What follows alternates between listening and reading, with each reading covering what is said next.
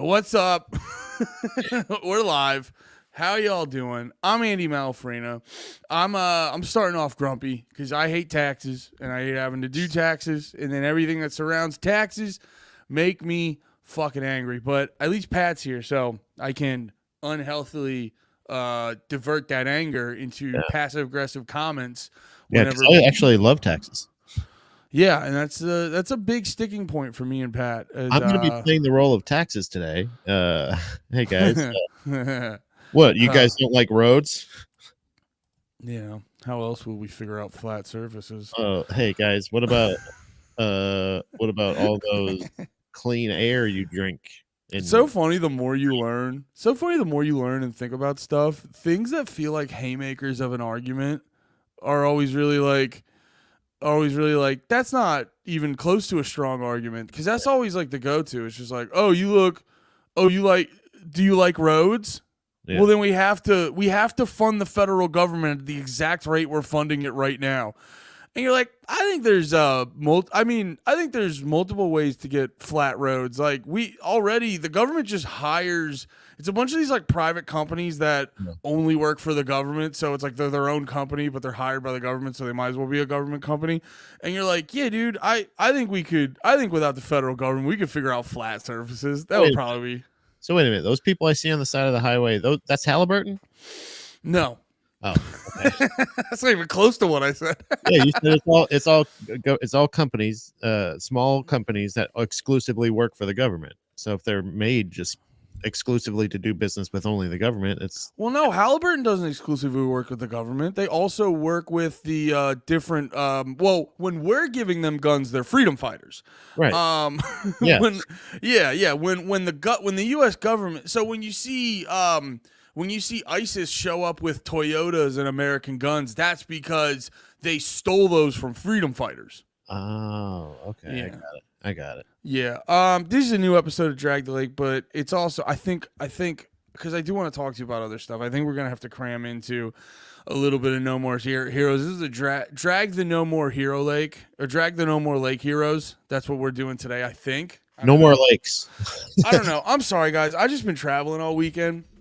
Yeah. And the idea of, not that I don't love Patrick with every fiber of my being, but the idea of talking for 4 hours today scared me and made me not want to do any of this. So yeah, everybody knows that when you're having problems, you shouldn't talk about anything. You should just shut down and just close up and eat.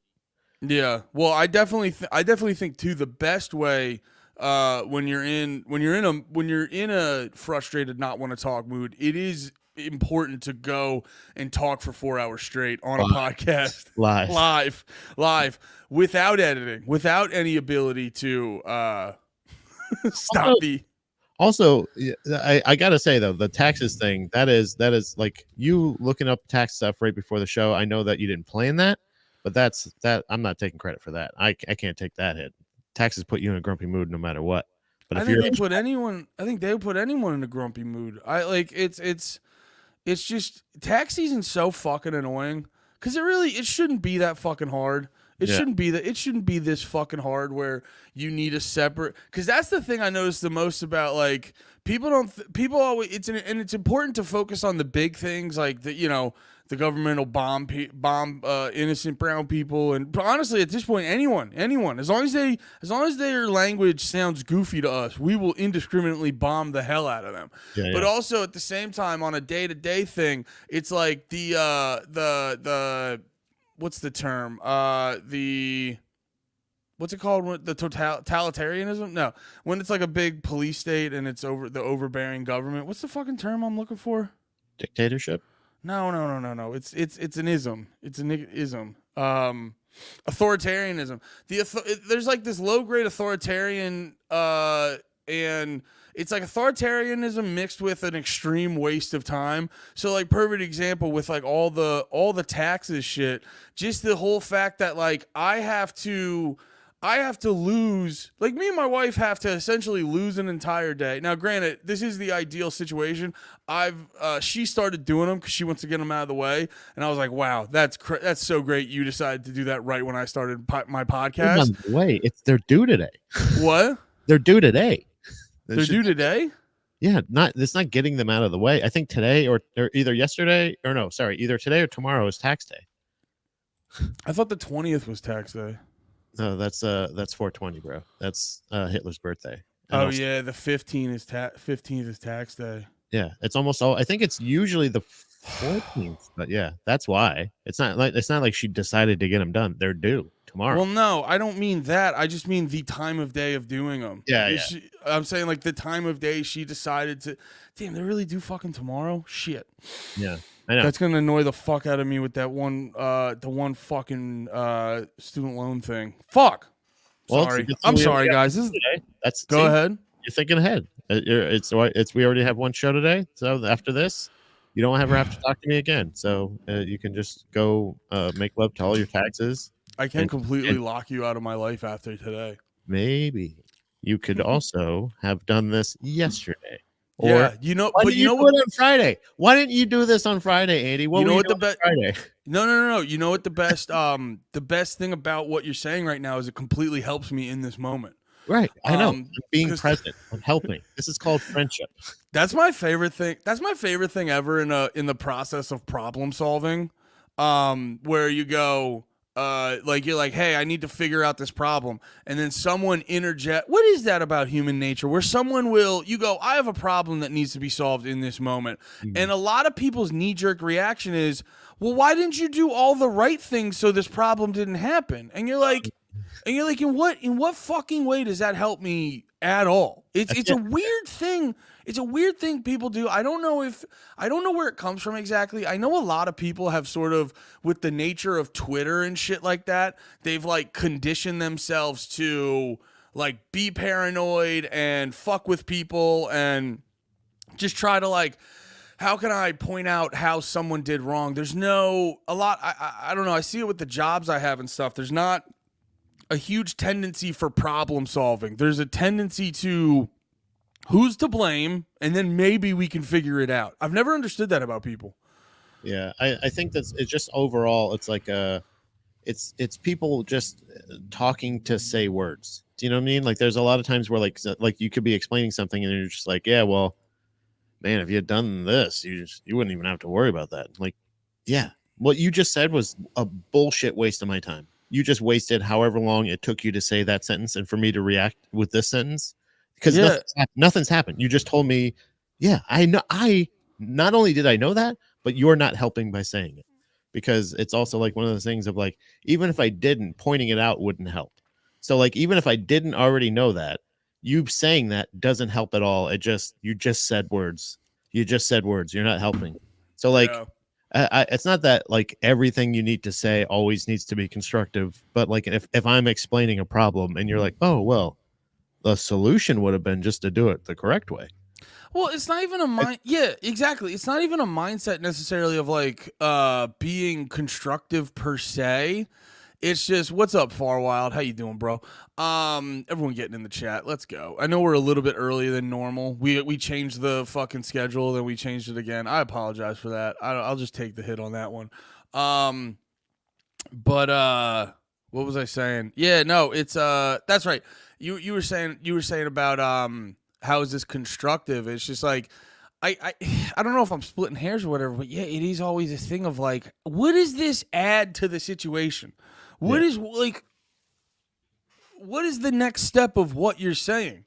You're just throwing it, and then you get another level of guy who just like this one irritates me, and I think it irritates me because I've half conditioned myself to do this.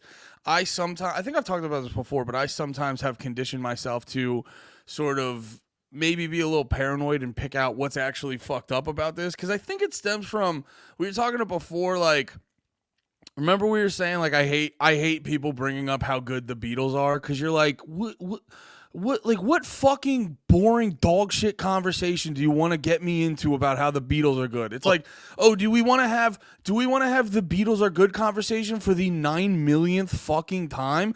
And like, so I get bored of that stuff easily. So I'm more interested to be like, no, give me like a thought out explanation of why the Beatles actually suck, and not in a way that makes you like a hater, a way that makes it actually go, oh yeah, you're right. That is actually dog shit. So I hear stuff like that. I get excited, and I think as a result of that, I've developed this part of me that like looks for why something's bad, because it might be exciting when you kind of expose that. But at the same time, so the example I was going to bring up, I remember one time at a day job, they got us all. Dude, this is another thing of me too. Sometimes I hone in on little things because I feel like little things expose more about you than big things. You know, it's like it's like I'm trying to think. It's like, say we were in a dicey situation, like there was a fire, and you know, you were just helping people. You were just helping people get out and stuff like that. While that is a heroic thing, it is also a thing of like, but yeah, there's not a real like debate there. Like if you're in this situation to help people, it's like you're gonna help people. That might be an extreme example because it's just the first one that popped in my head. But like saving people from a fire is super heroic. But I think people kind of get the point I'm laying across. It's when you're in those like little moments where you don't have to worry about anyone judging you. You don't have to worry about like a large scale analysis of your character. It's like, what do you do in those little moments when you're like, you know, nothing's going to go against me, but I still decided to be a good person. So the example, so this is going to come off as a little moment, but I think it exposes a larger psyche of like just a garbage person.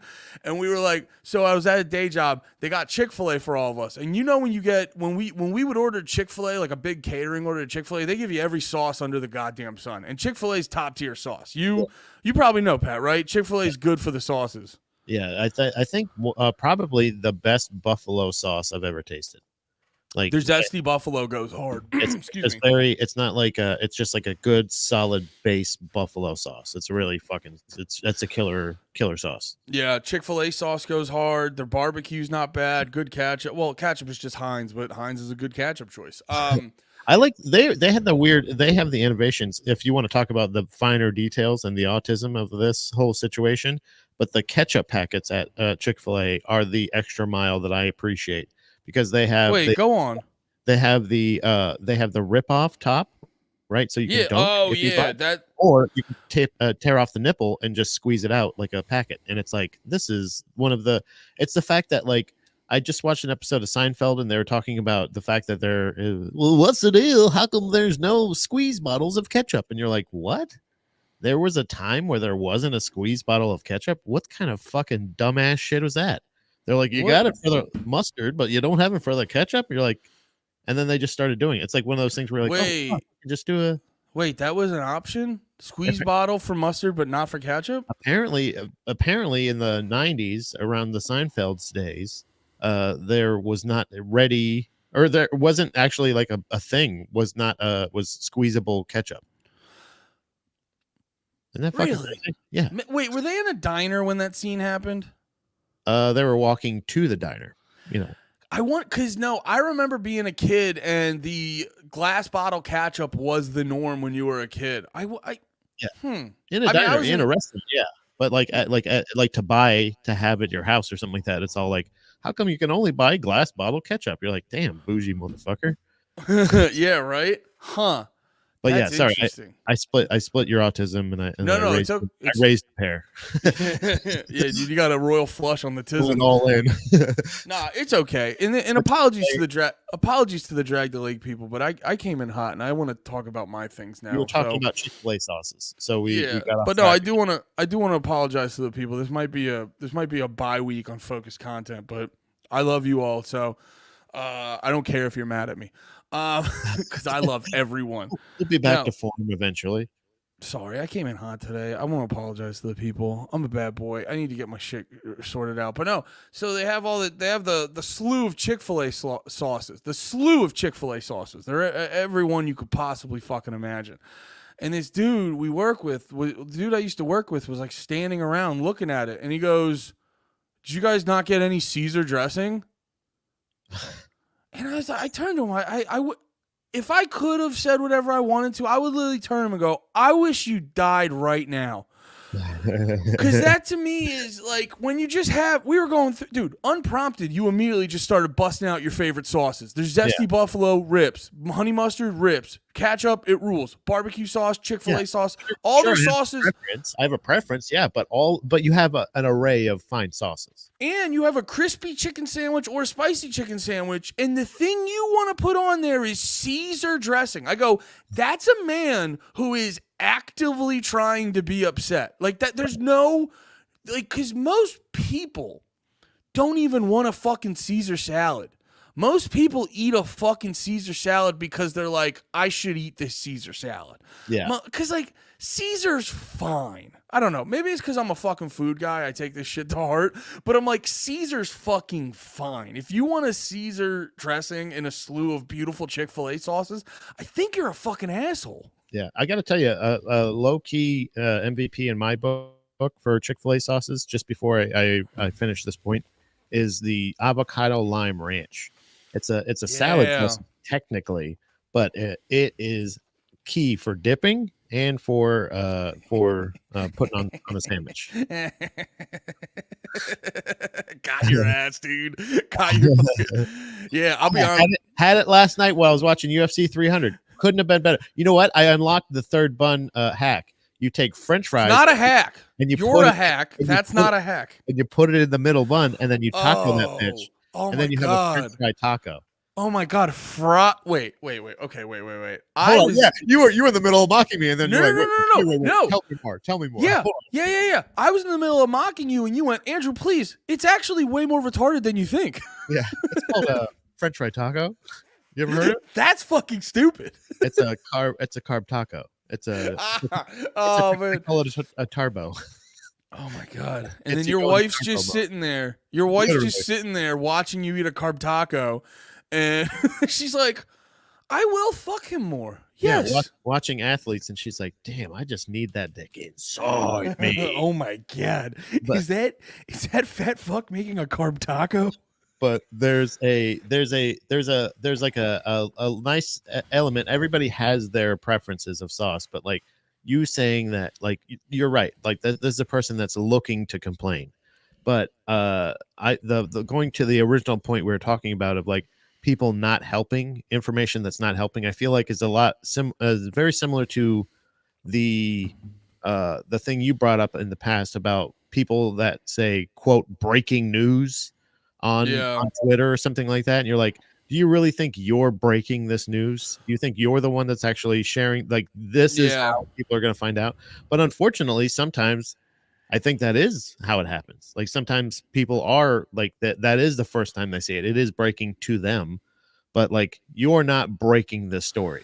No, it's one thing. Yeah, it's one thing if you're known for, because there's a couple accounts I follow that are just like a guy, but the guy is like a journalist, and I don't know all their names. There's one dude that's like Mario something, and then there's like, I see a couple dudes always get shared. Super Mario. Yeah, Super News Mario, and I see a couple dudes with those accounts. And they can do it because they're actually breaking the news. Yeah. It was like when the fucking bridge collapsed and it's noon. And you see when the Baltimore bridge collapsed and it's noon, hours after it happened. Yeah. And you see some dude who's a co-host of a podcast that's moderately popular. Or actually, no, the specific one I remember seeing was from a very popular podcast. The co-host on that podcast is posting at noon the day after the fucking bridge collapse, breaking, and it's like, my guy, you're just, and it makes it more disgusting where you're like, you're hijacking their emotions before they realize like you're not breaking the fucking news, before they have enough time to realize you're being ungodfully cringe right now, being the fucking co-host on a big podcast, thinking you're breaking news at noon at like fucking almost 12 hours after it happened. That's the kind of shit that drives me insane. Can I tell you a very tiny specific one that drives me fucking insane? Yeah. When people will go on they'll go on like social media and they'll post like a picture that no one's really like aware of. Yeah. Or they'll post a video on YouTube that's not super common, that not a lot of people know about, and they'll add the caption, very rare footage, very rare picture. And you're like, it's on YouTube. Say like newly discovered. It's like, Yeah. do you not know what fucking rare? I know that one's like an inconsequential one, but when people post a picture or post a video and call it rare, it actually drives me crazy. Well, it's especially when it's like when they're sharing it from another account and or that that post has multiple thousands of likes, and you're like, okay, it's definitely not rare. Like, you know what I mean? Like it's you're sharing it from somebody else, which is one person, but it's obviously this many people have seen it, and they're definitely sharing it. Do you know what I'm saying? Like it just after a while, it just you're not helping. And when somebody like that was my original idea of like when somebody offers that bullshit help. It's like the same thing, but it's a lot funnier. The trend I brought up on here of like when people are in like horrific accidents and they're on the side of the road and they're just creeping by and somebody just goes like, "You can't park here." Yeah. It's like one of those things of like that's trolling somebody with that same, but it's the same mentality. You're doing the same thing. You're doing this thing where you're like, "Yeah, I know that. Thank you very much." You know, leave me the fuck alone. But and that's what I wonder sometimes is, do they not know that? Like, do they, there's like certain tendencies people have. Like, I feel like my mom every once in a while tends, or a lot of times tends to have the shit on your dreams tendency. Like, no matter what you're excited about, what you're telling about, like that you're planning on doing, if she's not like familiar with it or agrees 100% with it, she'll kind of go like, "Oh, okay, well, what are you gonna do for the, you know, how are you gonna," let's just immediately start thinking. And it's definitely creeped into my head to where like almost any scenario I can think of, the absolute worst case scenario, like it just sucks to be like, but it's like, don't plan on that, just hope for the best, plan for the worst. Stuff like that is why I always go, like, I get people always say, and I'm just gonna make a wild statement as a person with no children, but like here's my thing. I've just looked at I've crunched the numbers of a few times, and I gotta be honest. Like, if you crunch the numbers from the process of parenting, like a A to B to C, it's not hard. Like, I get that it's like it's hard the same way working a 12-hour shift of a simple job is hard. You know what I mean? Because it's like it's physically demanding. And here's my thing. I'm saying this as an insane adult. I'm not saying it as a person who's had firsthand experience. I'm saying it as an adult who's become insane and I had good parents, but you still look back and you're like, I remember it occurred to me one day. I was like, I'm literally like five good jobs away, or I'm 5 good job kiddo away from being normal. Yeah. Like it's, like they've done studies. They've done studies that apparently just having a present father, not even like a good dad, but having a present dad puts you miles away or miles ahead of the rest of people. Like, it's the same concept as, a lot of people will like, dude, I love when you're at a simple job and a lot of people bitch that it's so fucking hard. And it's like, my guy, literally being on work on time and being reliable, like letting them not have to worry that you'll like have to guess if you'll show up or not. As long as you're reliable, you are like miles ahead of most people at jobs. They'll promote you in like a month. You know what I mean? There's, dude, it's weird. That present dad thing, that explains a lot, because I not only had a dad who died when I was 9, but then I had a stepdad who was also actively not there as he was in the house. Like, both of those things like that explains a lot. But it's the shit that goes back to your mom, and I'm not trying to shit on your mom. But it's no. This isn't me trying. I'm just trying to state facts. It's like, looking at your mom, I'm not even saying she did a bad job. I'm just saying, if she literally, instead of going, it's like with my parents, when I would tell them things I wanted to do, they'd like, at most they'd be like, okay, but like, just, you know, that sounds hard. Be prepared.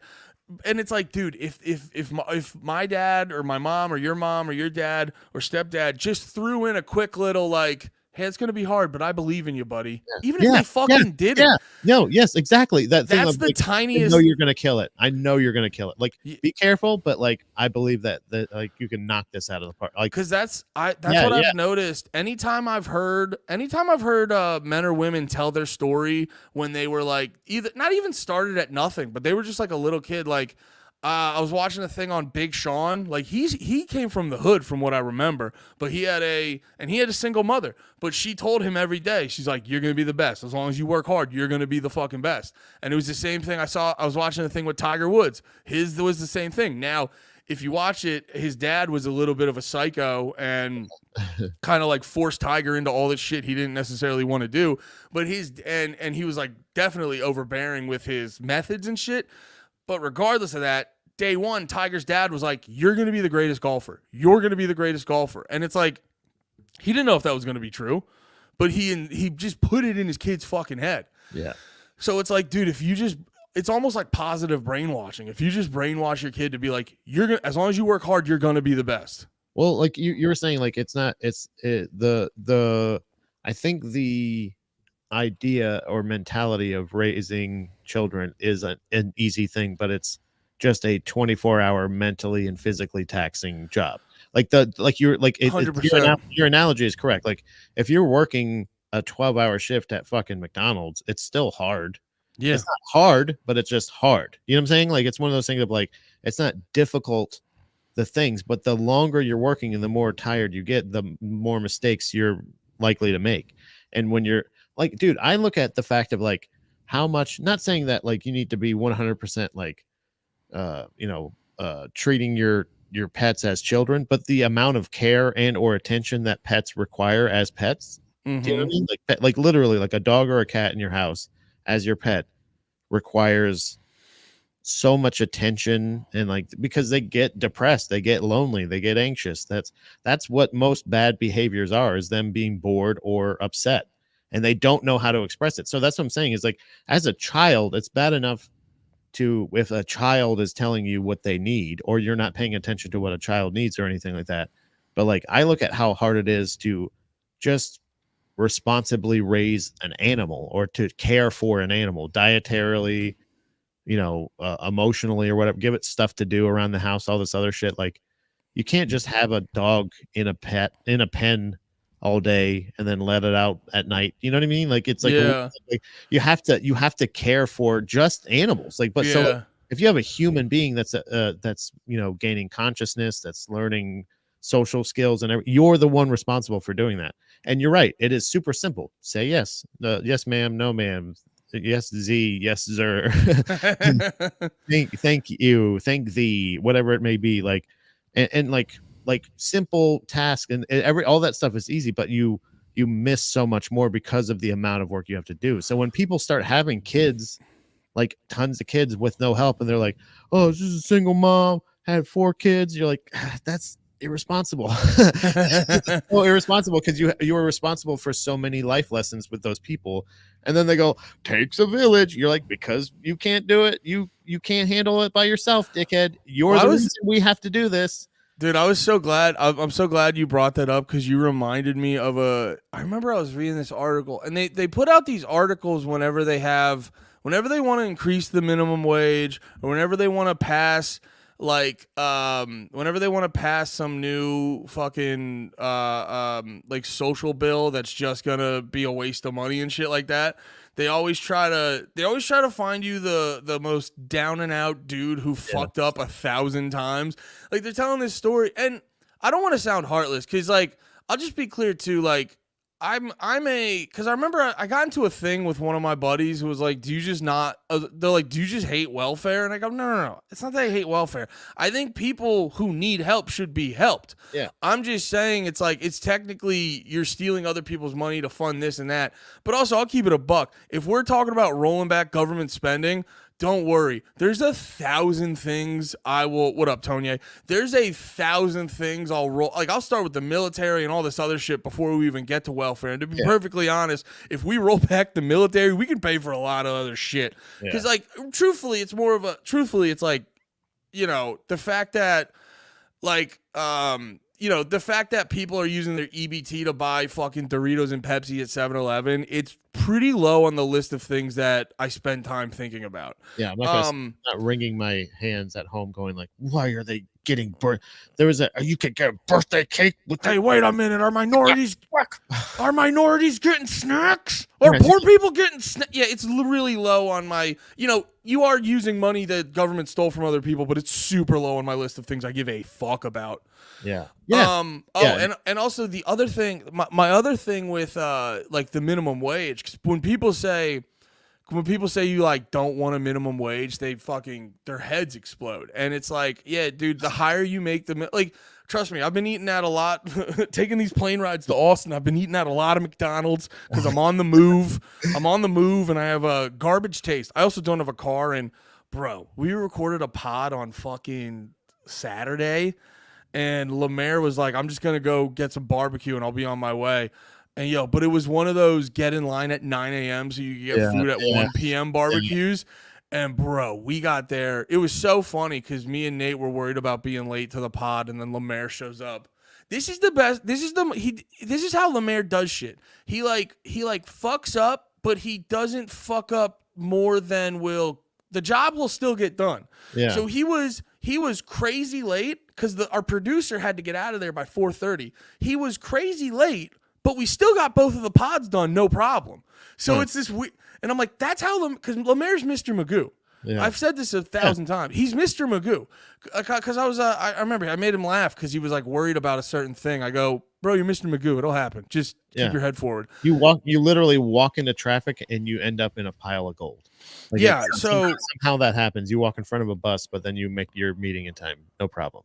The bus carries you to that meeting the exact block. Yeah. And that's basically Lemaire's mini-maxing life. What's mini-maxing? That's funny.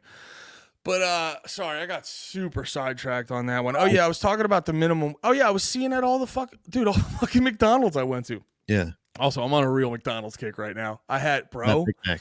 I haven't had one Big Mac, and if I did, I'd keep that fucking bun in there. Bun out, you make yourself a carb taco. Oh my god! By the way, Nate's on my anti-Pat coalition I'm forming. I explained it. Yeah. Pat, I've been telling so many people about your Big Mac hack, and no one agrees with you. Nate's the only one that's on your side, apparently. No. Everyone's on my side. I show coalition though. Even people who don't know you, I show them pictures of you, and I go, hate him. Him. You just show them a picture like, this guy's a piece of shit, isn't he? You're about to tell me some fucking dumbest shit that he did, right? The power of suggestion, Andy, but I think, yeah. Those stupid glasses, that fuck. What, he doesn't like? Sorry. So, hold on. So, were you at a McDonald's and you're like, can you believe this son of a bitch would take a Big Mac and... Well, I'm at a McDonald's and I go to Nate, I go, you know what some dumb shit Pat be doing if he was here? Yeah. And then what did he say? He said, oh, probably that middle bun thing I've been hearing so much about on the streets. No, he didn't like your middle bun. Oh, he didn't like your middle bun. I don't like it either. That's why I take it out. Dude, that's why I love you, dude. No one can hold you down. Pat, you fucking throw a big bushel of shitty lemons at Pat, and they're gonna be the best glass of lemonade he's ever served you. I just want to know how many of y'all have tried it that say it's shit. That's just what I want to know. It's not that it's not shit. It's just not a hack. I'm going to do the Pat challenge. I'll buy you a Big Mac, and you eat it the way I say, and I get to tape it and jerk off to it. That's the Pat challenge. I win. Hell yeah. That's not a bad no idea. way. There's people in the chat in the coalition, too? Damn. Oh, wait. Anti. Okay.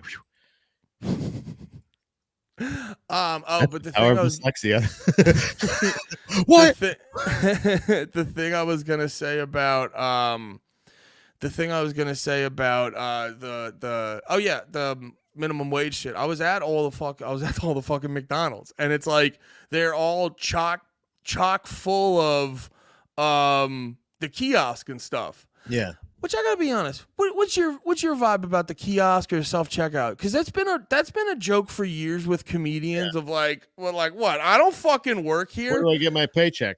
And I'm like, Yeah, I don't know. I don't really want to talk to people. Love it. I love it. I go up to that kiosk at McDonald's, especially. I go to the one because then I don't feel any judgment for ordering extra entrees. I don't feel like you can get everything you need, and then the idiots are still back there making it.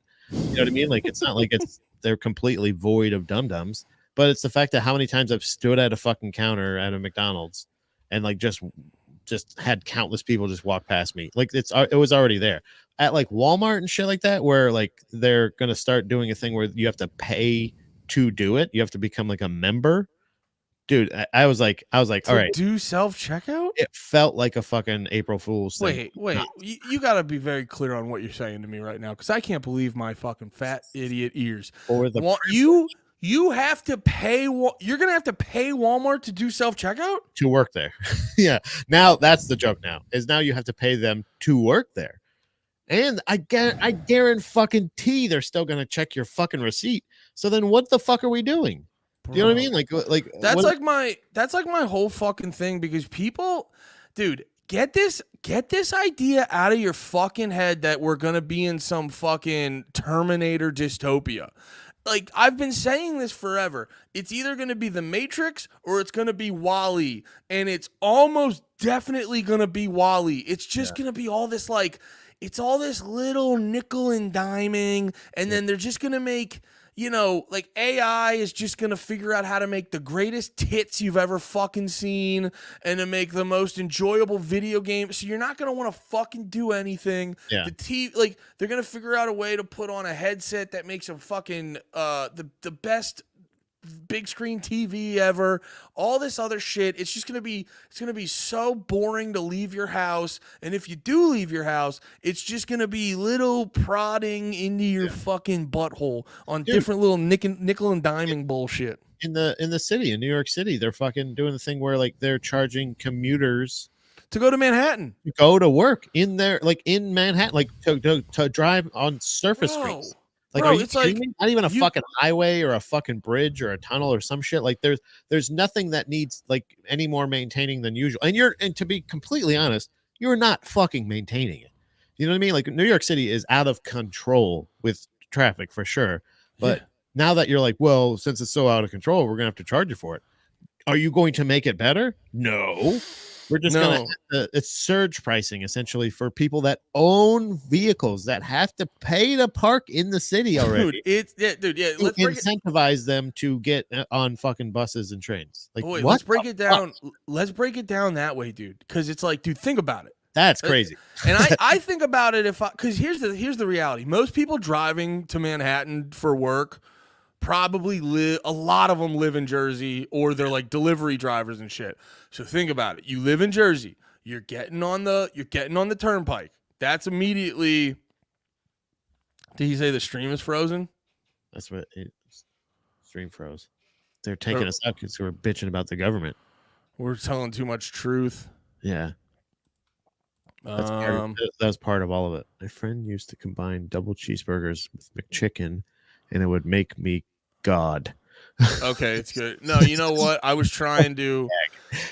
I'll be honest. I was trying to do a little something in the background, and that probably was like fucking things up real quick. I apologize, guys. All right, guys, we're good. Hey, guys, we're all here. We got our Big Macs. We're here. We're eating Big Macs. Guys, take that middle bun out. Have it for dessert. Put some fries in it and shove it up your ass. It's fucking good, especially if they're fresh fries. Maybe you put a nug in there. Maybe a McNug. You got nugs with that? That is not horrendous though, with the nug in there. Here we go. Now we're coming. Coming. But that's a new thing. You're right. I'm taking you off track again. I'm sorry. No, this is my point.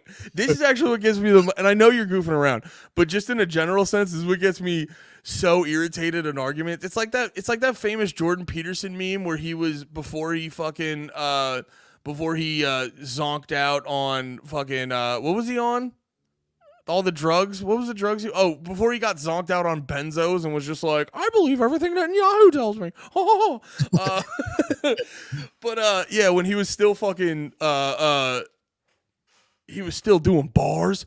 No, but he was on this he would be on this interview. It was a BBC interview. And I forget what the fucking lady's name, but it was just the most overt hit piece I've ever seen, where he would say something. He'd be like, yeah, I just don't think the government should force me to to lie and say whatever gender you are if you're clearly one gender. And she's like, so you're saying every trans person should be shot in the head with a harpoon? And you're like, no, what? No, No, and that's always that always gets me worked up in argument when you're having a conversation, because this is the thing I got to work on. I get very frustrated when I'm not being understood, and and I get mad about it very quickly. Yeah. And then when people are like, so what you're saying is, and then they say some shit you never said, it like drives me fucking insane. So that's why I was laughing when you were doing all that. Yeah. But yeah, the driving tax is fucking crazy, because let's be real, a lot of people working in Manhattan are going to be coming from Jersey, or they're going to be they're going to be delivery drivers driving into the city and shit like that. So it's like, you got to pay a toll. Gas prices are already high. Then you got to pay a toll to get on the turnpike. Yeah. Then you got to pay a toll to get into the city. And now, like you said, you got to pay a toll to park or whatever. There's a chance you're going to get a fucking crazy there's a chance you're going to get a crazy fine if you're parked in the wrong spot, and now you have to pay a toll just to drive through Manhattan. And they label it as, what was the thing you said earlier? It was like a congestion tax or something? Yeah, it's something like, it's like no, what's the other, what's it, surge rate, like the surge charge or something like that. It's like what they use for like, I almost said Tinder. Well, it's not, no. Actually, Uber. I don't. Yeah. That'd be funny if that'd be fucking funny if they had surge pricing for Tinder. Yeah, you get taxed if you start getting too much pussy off Tinder. Well, no, too many people fucking Asians around here. All right, we need. That's so funny. All right, we're having too much sex with Asians. You guys got to calm down. Whoa! Was she acidic? I said acidic instead of Hasidic. That's really, really funny. Are you an acidic Jew? Are you a Jew that just ate a lot of chicken parm? You gonna give me heartburn? all that fucking bitching. But it's like, it's the same. Yeah. You're right. Wait. The last thing I was gonna say, because the surge pricing act, I think we talked about it before. Surge pricing isn't as fucked up as people think it is. It just means in that moment there's a large demand, and the rise in price actually helps control from like too many people going to do that one thing. It's like a natural mechanism of the market. Like think about if there's an item in the store that's a popular item, and then a bunch of people go and buy that item, and if they for while it's popular, if they raise the price, it actually slows down people buying it, so the production can keep up with the demand. See, that's the thing that's like the business I started during like the pandemic and any kind of natural disaster or hurricanes back in Florida. Is you just buy up a bunch of generators, you buy all the generators, and then you wait for the storm to knock everything out, and then people need to buy them, and then you sell them at a really, really heightened price, like 300-400% up. Right? Is that what you mean? Capitalism, everybody. Capitalism. Okay. That is technically the thing too, but generally, I know, because here's the reality. A lot of libertarians and people who believe in Austrian economics, they get shit because it's another thing. It's like people misunderstanding their arguments, where it's people sort of present things as, well, if you just, people always present their side of the political thing, like, if you just do this, it'll be perfect. And any good smart libertarian, when they're presenting their thing, it's like, no, this is just gonna be in the long run more efficient than your shit.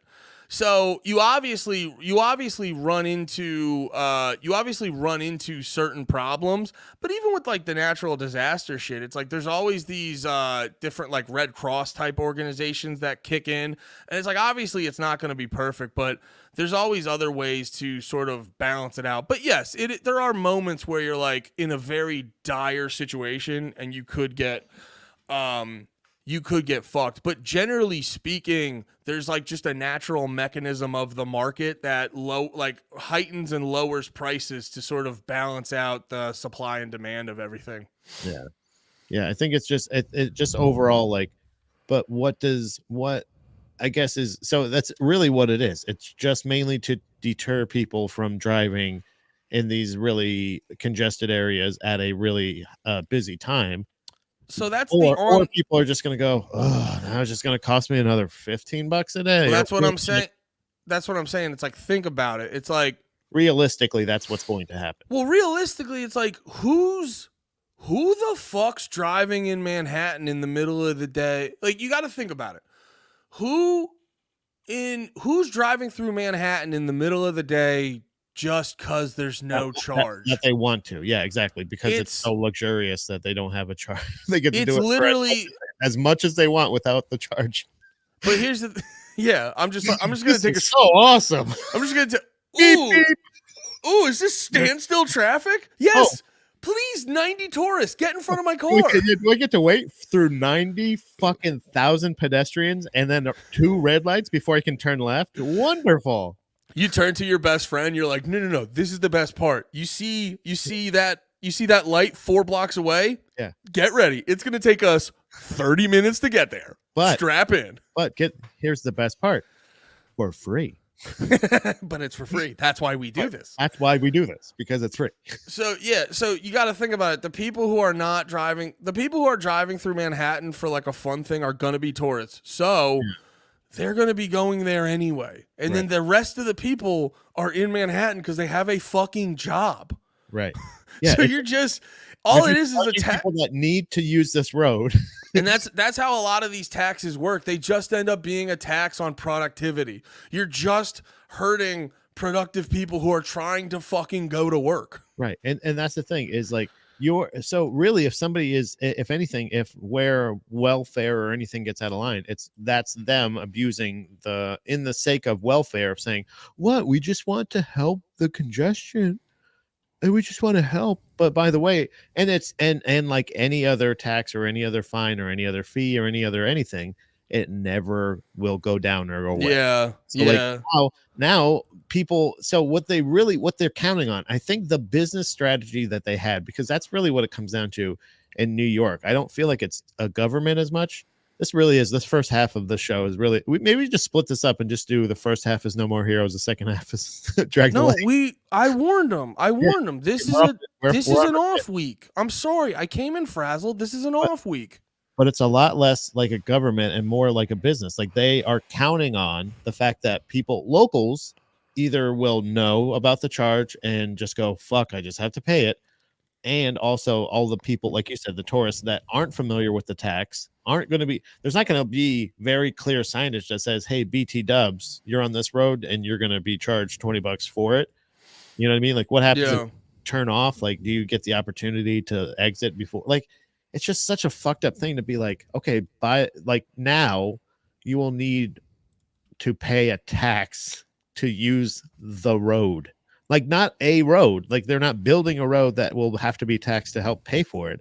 They are literally just saying the existing road that already sucks to drive on is going to suck more now because you have to pay for it. And nobody is going to realize that. Nobody's going to know. Yeah.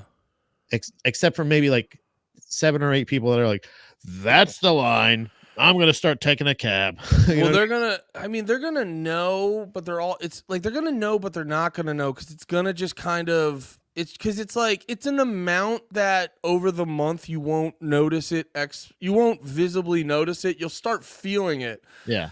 And that's what they do. That's why I was joking after and I'm not trying to be the fucking, because I know there's a lot of people getting grumpy out there because God forbid comics want to do jokes in Austin. I get it. You're grumpy. It's fine. I would like to make money at this at some point in my life. Yeah. And I apologize. I'm sorry. You know what? I'm sorry. Wait, why are you sorry? What happened? I just wanted. Want to make money doing comedy. Okay, yeah. I'm sorry about that too. I also, because if I can, I also want to make money doing this as well. If we could. Yeah, I'm really sorry about that. Sorry guys. We have aspirations and everything, but no, I think honestly, all jokes aside, I doubt any of the bros in the fucking chat would give a shit you know, and also too, everything's gonna get better. Yeah. The better Everything. situation, every Everything. single we're gonna get successful in Austin, then we're gonna move back to New York, and we're taking out those taxes. Yeah, and honestly, we're gonna fill in those Jew tunnels. What Yeah. if, what if that was a what if that was a Ironically, campaign promise?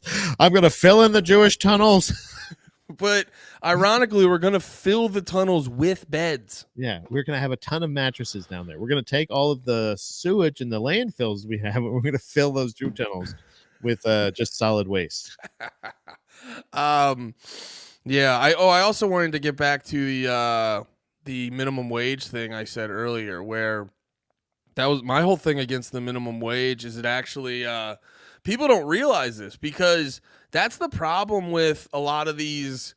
I'm not even gonna say like left wing, right wing, or whatever. I'm just gonna say like a lot of these economically illiterate arguments, or these economically illiterate solutions, where because people don't realize when you raise the minimum wage too high, you price out people who are underqualified, Yeah, and you just get fucking robots. yeah, Like, so it actually, the irony in a lot of these jobs, it's so ironic that a lot of these bills to make things better hurts the exact people they're trying to help. So people always have, whenever people see rising prices, their solution is we'll give them more money. And because they're economically illiterate, they don't realize, well, when we want to give people more money, our government just prints a bunch of money, but the money comes from fucking nowhere. It's just monopoly money. yeah. And because it inflates the fiat money supply, which is the paper money. So like we have the alleged gold that our money's based off of is this big. And then if the fiat supply keeps getting big, it's like, well, there's still that only one amount that it's based off of. So every time you print a bill, you immediately devalue that bill by a percentage point. So when you want to give more people money, you just print up money that devalues the whole currency, and then prices go up, and now the people who got the money are still, their money's not valuable. Yeah, So no one ever brings up the conversation. They're like, rather than giving everyone money, why don't we figure out how to lower prices? And the short answer to that is lowering the prices will start to expose the whole game they've been playing. So they have to keep playing the game, or else they get exposed. Yeah, I think there's just overall, like, you have like, I think the issue that I'm having though is the fact that like I understand if like, IBS. well, no, that's fine. I've come to terms with it. I can take. I was trying to think of I was gonna say Travolta, but I don't think that's. I think that's just an actor. I don't know if that's a thing. Dude, we were doing drunk chops the other night. Yeah, I still feel it. but there's a thing about like where I think companies and things have like run out of ways to dilute business, like to how to make money in by just shifting people around or limiting positions or whatever, putting more workload on more people. And now they're getting to a point where they have to turn to a machine workforce or whatever, or charging for things that you have been doing this whole time. So like the fact that there is now like the issue that I had at Costco a while back, where it was just like, I fucking already paid to shop here, and you're like treating me like who the fuck are you? What the fuck are you doing here? Like, I already pay you the opportunity. What happened? That guy was like, a membership card or whatever, and I showed him, and he's just like, that's just a barcode. And I was just like, okay. And like I got to show you the one with my picture on it, like, and it's that kind of thing of, then when you're going to check out, like again in the self checkout or something like that, they're like, we need to see like proof of fucking your birth certificate, your fucking social security card, your membership card. Like, it's like, dude, I already pay. And now at Walmart is like this thing where like you've been shopping there this whole time. Now they're like, you're going to have to pay to be able to do the work that we already were charging you more to do. Like, that was one of the last steps. We're already paying for their mistake. Like you said, what was it? Financially illiterate. Like they're business illiterate because they just think short term. They're like, we need to make sure that we can show profits. So what are we going to do? We're going to add self checkout and we're going to limit cashiers. You know what I mean? Like, so they did that. And then when they did that, that caused an issue with theft in their stores. So to limit that, they're going to now charge you to be able to use that service to be able to spend money at their store and for them to limit waste. And it's like, how many, like it's the issue of like, I understand markets shift, prices go up, things like value changes over time, all this other shit. But like, you can't blame us for your fuck up. Like you're charging the people that already, and not to mention that's not solving your issue with theft, because that's the thing. It's like the thieves aren't going to go like, well, now I can't steal if they're going to charge me. We're just going to steal anyway. We're going to go in and then we're still going to walk out with merchandise. We're just not going to have the charade of us pretending to go boop, boop. You know what I mean? Like it's not going to limit crime. It's just going to limit like it. I don't even know what it's going to do at this point, because that's the thing is like, there's certain things where like most people, I'm sure in New York, can't not drive for work or can't, you know what I mean? They can't not commute. So they just, sometimes I think people are just forced to fucking do that shit. That's really funny. I'll pay a little extra to steal. That's what they should do. That's a good, and also that's a good con too, because it's one of those things where you're like, I pay $10. They should have a stealing fee as much as I want.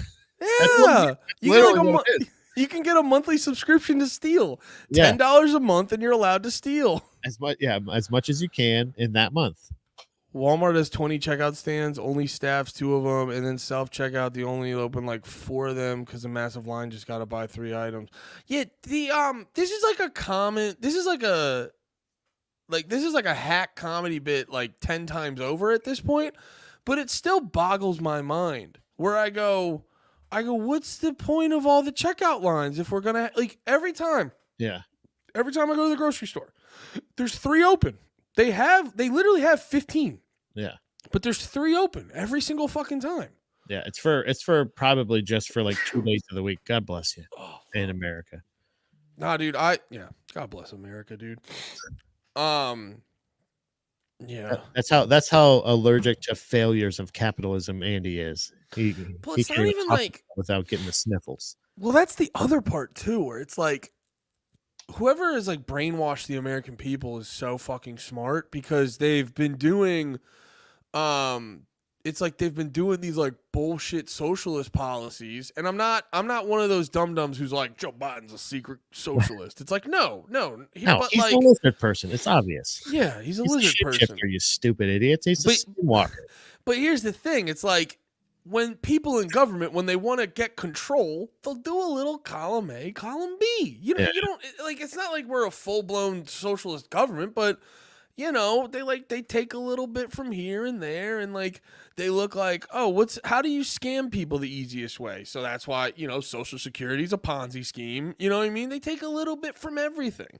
Yeah. So they have these like social programs, which is basically like low-grade socialist bullshit. What was I gonna say though? Oh, but yeah, that's the thing, dude. It's so funny with like, cause like so much of because I saw a bunch of people calling the Federal Reserve a Ponzi scheme, and it's like, it's not even a Ponzi scheme. It's just everyone just doesn't get economics. It's just lying to people because they're like, it's basically them going, because here's how it's different from a Ponzi scheme. A Ponzi scheme doesn't even necessarily fail when people realize or I guess they would, but it's like Ponzi schemes don't usually fail when people realize it's a Ponzi scheme. People realize it's a Ponzi scheme when it's failing, and the reason it fails is because they're not able to bring in enough money. Because what they do is they take people, they go, hey, give us your money and we'll give you this much back.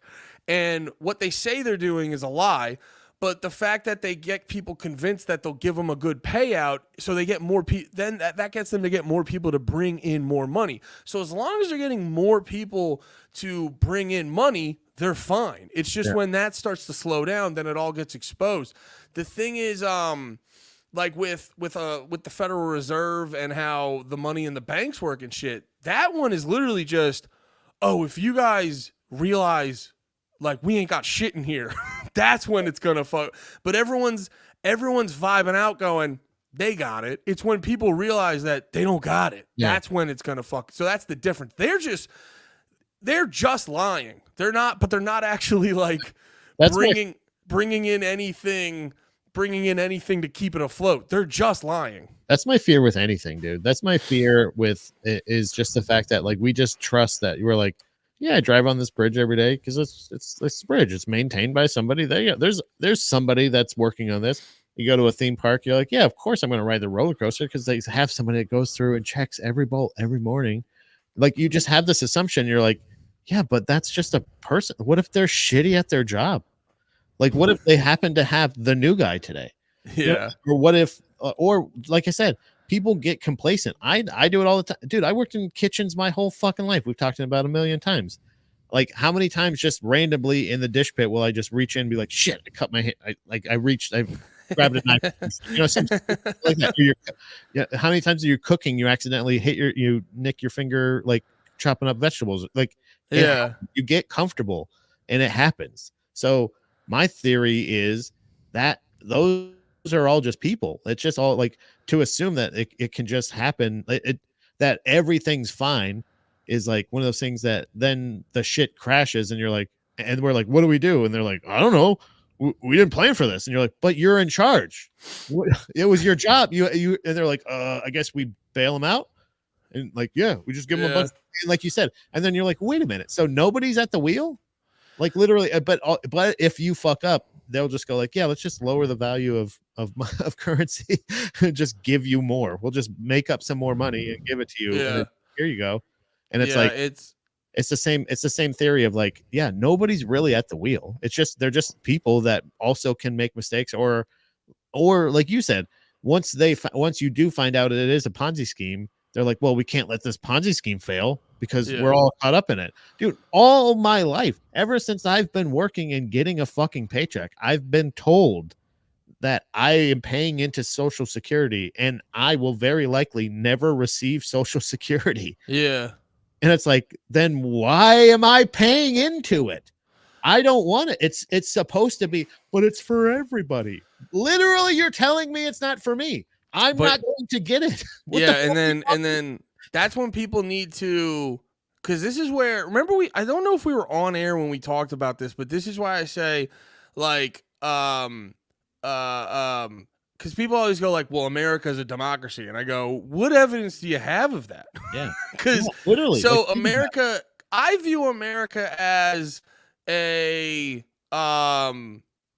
America is a dictatorship that, but how would I phrase this? Because the one thing is like, it's a democracy with, fuck, I haven't actually figured the right way to phrase this. Because essentially the American people, we have Stockholm Syndrome.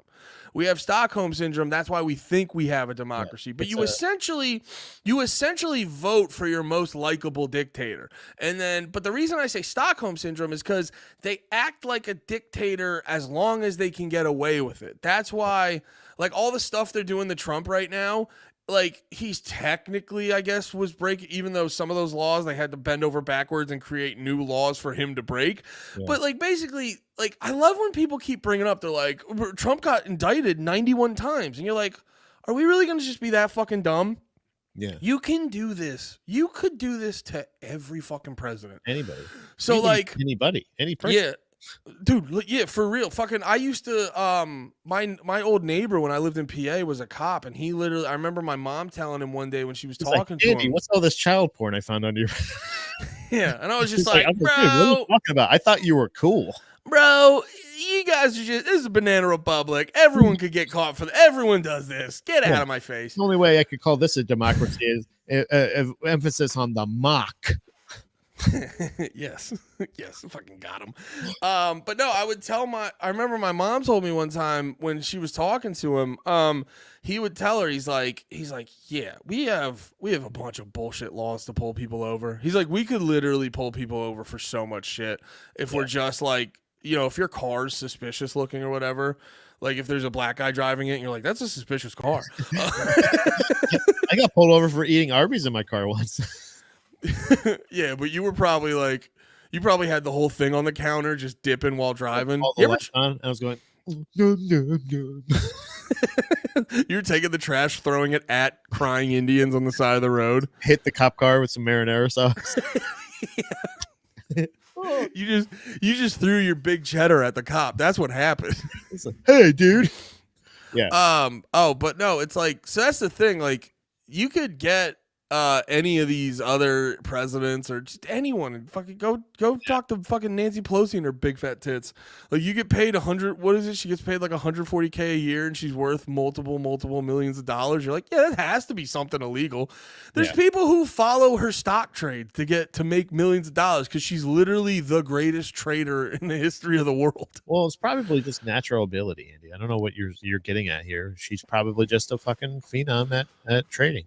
Those fat old tits are full of fucking knowledge. That's Nothing what but those are. stock knowledge. She's just got stock ticker paper in there. She just pulls out. She's like, But yeah, that going back to the thing where it's like, because that, yeah, so like that's like a lot of people who hate Trump. It's like, dude, think about it for 5 seconds. You know what they're doing to him is bullshit, but you hate him. And we've all been there where like the guy you don't like, you ever have that shit at work where the guy you don't like has something done to him bad and you know it's unfair, but you're like, yeah, but fuck that guy. yeah. It's like one of those things. Yeah. Where you're like, I don't know. It immediately, if this was like somebody you liked at work, it would be the spirit of the law, not the letter of the law. But with him, you're like, it says right here, it says if you're 5 minutes late or more. Yeah. And you're like, but you're like, oh, I do that all the Pat, you're 7 minutes late every day. Yeah, it's different when I'm late though. I told you though, I stay late a lot of days. So actually, I'm really giving you guys a lot. That's the joke. You're like, it's way different when I'm late. You guys just don't get it. Right. But yeah, no, it's like our government's way more of like a fucking it's like they're kind of all, it's like this groupthink dictatorship up top, but it's only based off. That's why we're like, that's why the American people have to undergo like the most fucking propaganda. Maybe it's still dragged the leg, even though we haven't dragged one leg. I will say though, since we are talking about cops, there might be a couple police that show up to take care of certain subjects. I do have that for you, boys and girls. Don't worry. A certain group of cops might show up to fix some problems. CIA. Yes. And the problem is your head is still on your shoulders. Did I tell you that's my new goal? I want to learn enough info that the government realizes they have to kill me because they're like, "Oh, we figured it out." Yeah, dude, I want to get to the bottom. Like, I want to find so much shit that I am going to threaten to uncover that I want them to kill me in the most unconvincing suicide way, but still convince people it's suicide. You know how they do so that? Sick. They're like, he was committed suicide. How did he die? 19 shots to the back of the head. That's a classic case of suicide. Well, I was thinking about that. Be like beheaded and just be like, yep, classic suicide. Well, that reminds me of a joke I was trying to think of where, because people always go, they'll like do some big expose and they're like, also, just so everyone knows, I'm not suicidal. I want to just be like, just so everyone knows, I am suicidal, but here's the specific way I would do it. This is how I would do it. When I bring myself there, this is how I always vision me doing it. It's very clean, very practical. No, I think that's that's the point you got to make where you're like, I am suicidal, but I won't be sloppy about it. Yeah, pills. It's definitely pills. Why would I shoot myself? I hate that. I just thought about that when everyone's like, just so everyone knows, I'm not suicidal. And I'm like, some of you guys are lying. It's like, you are suicidal, but you still may have gotten murked by the Clintons. I am suicidal, but if I was ever in prison, I would never hang myself. I got to tell you, that's the worst. Yeah. But I think I'm going to start saying that when I just do like I'm going to tell Dom I'm going to the store and just so you know, I am not suicidal. If anything, I just leave. And if anything happens to me, I am not suicidal. I'll see you in a couple minutes, maybe. But I am a big proponent of self-harm. I'm going to go to Circle K real quick. And just so you know, if anything happens to me, I am not suicidal. Yeah. I don't know. Sorry, guys. I'm all fucking... I just needed I needed a bye week on trying hard on these podcasts. It was a nice like bisexual. Yes, bisexual. It was a nice weekend. I do, because everyone. I don't know if you guys saw the Bud Light hat. I did. I was able to hang out with Shane and the crew, and I You gotta get be a hat for honest. hanging out with him, really? Yeah, No way. he's sponsored by Bud Light. You walk in, if you're around You Shane, get he puts a swag? hat on your head. You get swag and everything, like you're fucking like a conference champion. Yeah, you no, you get a scarf, a towel, and a fucking hat. no. Shane was doing this fucking. He did it last night too, but yeah. What was it? Was it no Saturday? Yeah. Wait. No, Friday. My whole shit's off. Yeah, Friday. That's right. I flew home Saturday. Yo, it is flying when you're a fucking thick boy like myself. Sucks ass. Once I get the money, I'm flying fucking business, bare minimum. Yeah. I think I'm gonna just fly a helicopter. Yeah, you should learn that. I don't know, and this might be a guy who hasn't flown first class, but I'm always like, now if I'm going for a long trip, like over 6 hours, I can see the huge benefit of first class. But if you're under 6 hours, Yeah. it's like I never need something huge to eat or any of that shit. And every time I walk by it, I got to be honest, the business class and the first class seats don't look that different. Yeah, I can imagine. I wouldn't. I probably, like I said, I'd rather just drive. But if I was flying, I think I would have to go business or for like just I would have to pay that extra, which then it's just not cost effective. If somebody else is paying for it, obviously, Yeah. But if it's no, like me, then yeah, I'm gonna go like bare minimum, like fucking Allegiant, some bullshit where you have to like pick your seat and sit. Like it just sucks. All of it sucks. Like yeah. It's always just like, I don't know. It always just feels. It's just, you know what gets me with the plane rides? It's like the size of everything. yeah, It's like when they give you your little, because you already feel like a little kid where, here's your little, would you like cookies or pretzels? And Yeah. then they give you a thing of like cookies and pretzels, and it's like I realized it because I got Sun Chips on the one flight, and the pack of Sun Chips looks like they like, oh, we make these extra small for planes. for the plane. Yeah, exactly. Yeah, it's one of those things where you're like, you didn't even buy like you didn't go to like Costco or anything get the chub pack. You Dude. just got like And you have you're like, special like half bags. yeah, and you're like, dude, I'm already paying all this. I'm paying this money for parking. Everything you sell here is an obnoxious upcharge. Like the only thing at the airport that's reasonably priced would be like a small bottle of water. But it's like I remember I got a pack of M&Ms for like $4.50. So all this food is already obnoxiously upcharged. And then when you finally get on the plane, they just give you the most pitiful pack of like fucking pretzels. It's not even that I'm like, oh, I need a big grab bag of pretzels. It's this like that extra little bit of like, I know they make bigger bag. Like I you're not going to give me my own personal bag of full size, like a full size bag, but like I know they make bigger it's like single serving bags. yeah. Like, The thing about the plane that drives me fucking, I realize this. The thing about the planes that drive me crazy is they're basically, because you walk by first class and it's like you walk by first class and you go, this is just how the plane should be. yeah. And it's because the seat doesn't seem that much more spectacular. It's probably nice and comfy. Yeah. And then they get free liquor, which I guess I'm not just assuming I should get a bunch of free liquor. So I guess that is a good work in on the price. But then it's not like they're getting fucking filet mignon. See, because when you walk on the plane, you see them setting up all the hot food that first class can get, and it's just all TV dinners. So you're basically, they're gouging you to be like, they're gouging you to just treat you like a fucking normal person. Yeah, it's like going to the Hard Rock Cafe to eat.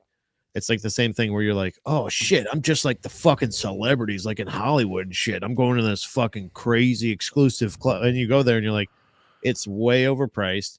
It's just a Chili's, but instead of like a bike, they have like Willie Nelson's bike. You know what I mean? On the wall. It's not anything special. And then when you get the food, you're like, oh, this is like cafeteria food. This is crazy cafe. It's that's what they do at theme parks.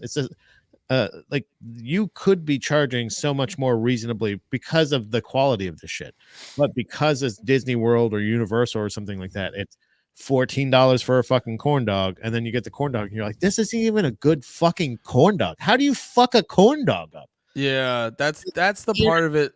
I'm overpaying for all this other shit, but it's like to make it so much, like the same thing with the plane, where they're like, we're going to continue to charge you more, but we're going to offer you less, including seats. That's the part.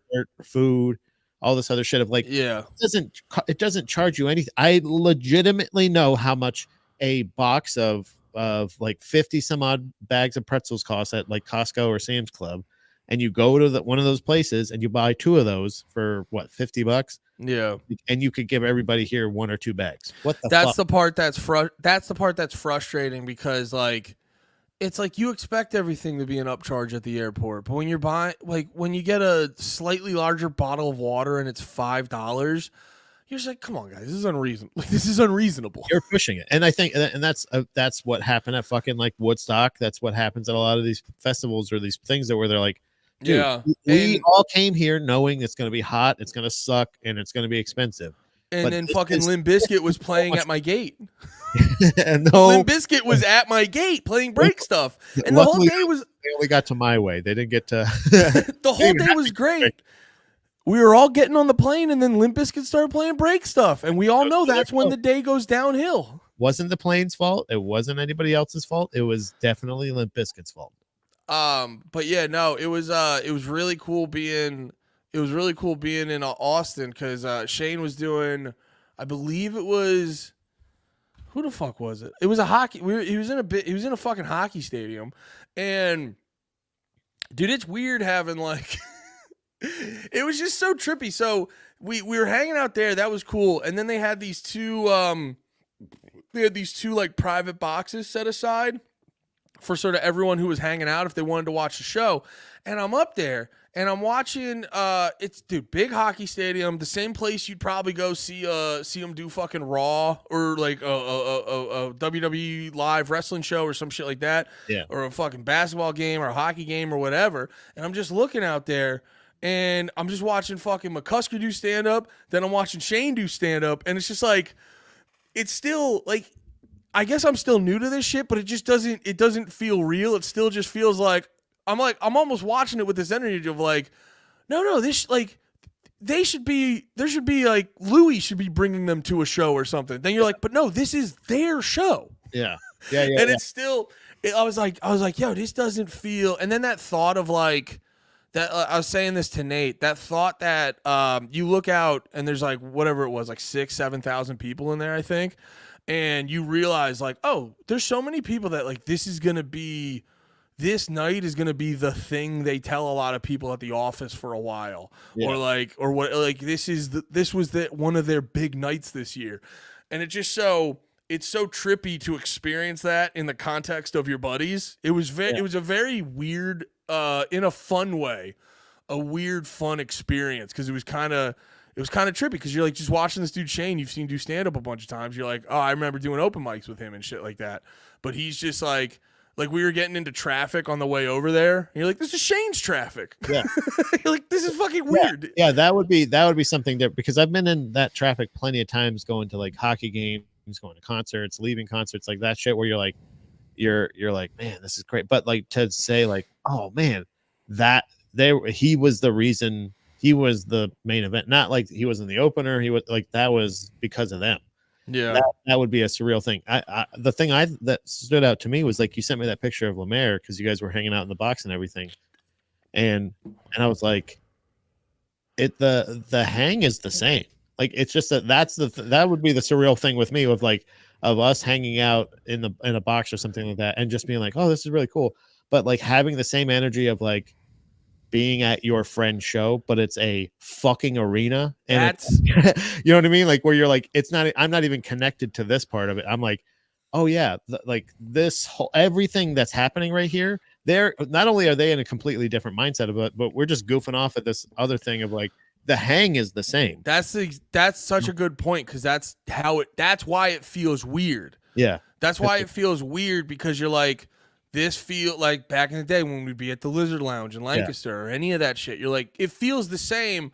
Everything around us is just a little nicer. Cause like, dude, it was so crazy. We got to the backstage. Like all the workers there were so nice. That was the like off-putting part. I was like, people aren't this nice. Yeah. But yeah, it was just and they had like fucking drinks in the green room and then drinks in the suite and like they gave us some food and stuff and then there was just cool people to talk to and shit like that. That was the part where I was just like, oh dude, it was just, and I'm not trying to be like I did a fun thing, but I just wanted to bring it up because it was just watching Shane headline the fucking arena. Yeah. I was like, dude, this is weird. It was similar to when on a much lower scale when but this isn't shitting on him, it's just obviously not an arena, but because I was very proud of Lemaire when he headlined Cap City. I was telling him about that. Yeah. And because Lemaire was being humble, and I go, bro, you sold all those tickets. Shut the fuck up. Right. And he was being. That's the thing. It's like, oh, we're here. Yeah. This is what I was gonna say. Is like it fucking hit me because I was sitting in the green room, and on the show was me, Nate, Gardini, Lemaire. It was just us. It wasn't like fucking Shane brought us or like Ian Finance brought us or any of the dudes we know brought us. It wasn't like, hey, you guys can get on this show. It was like, oh, it was our show. And I was saying it was like it was tripping me out because it was like it felt like mom and dad went away and they were like, but you can still drive the Corvette if you want. You're like, I was like sitting there. I was like, you trust us to be in this club? Like we're the reason people are here, and you trust that? That's why I was like, oh shit! Like Cap City trusts us to be the guys tonight, and that's how I felt.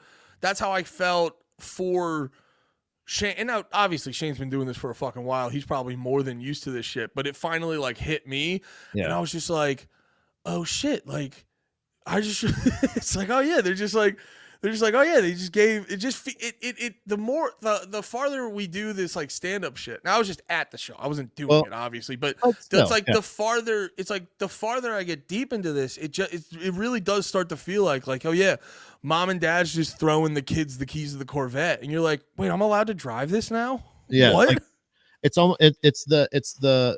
almost like a visual representation of like how far, because like we were talking about the hang being so cool, like no matter what, it's still fun to hang out with Lemaire, Nate, you, like everybody just hanging out backstage and stuff like that.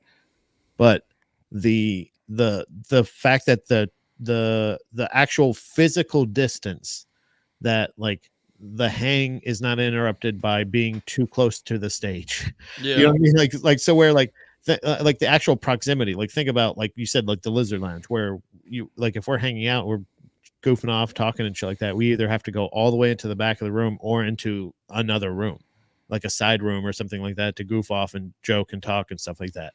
Whereas here, you're doing it full volume because you're like so far away, like that the actual, like you cannot physically affect this show. You know what I mean? Like with the hang is now its own like existing thing, and the show is its own existing thing. It's not like us like telling like joking around in the back of the room or something that can interrupt the actual show, because that's how the whole freight train tugboat thing started. Yeah, and I gotta give Shane and McCusker props, because obviously we all know they're funny, but I personally haven't seen them do stand up, and to be able to like watch them. Oh, that was the other thing. I like watched them. They had 2 big screens, and I caught myself watching them on the big screen more than their actual selves. Yeah. But it obviously I know they're both very funny, but it was actually incredibly impressive watching how I don't know if they were shitting their pants or not in the moment, but the way that they, just a fucking like 6,000 seater arena, how just relaxed they were. Dude, it felt so natural and easy. The perspective of like one of the first times I got to go, or actually the first time I got to go backstage at like a festival for that Camp Anarchy thing, when I was there interviewing people and stuff like that, there was like the perspective of being on stage at a huge event like that and seeing it from that side is definitely like one of those things of like, holy shit. It's like, it's a weird thing. Like you're right. I'm not on stage. Nobody's here to see me or anything like that. But there is a feeling of like, oh shit, like this is like, Yeah. this is cool. I feel like I've made it.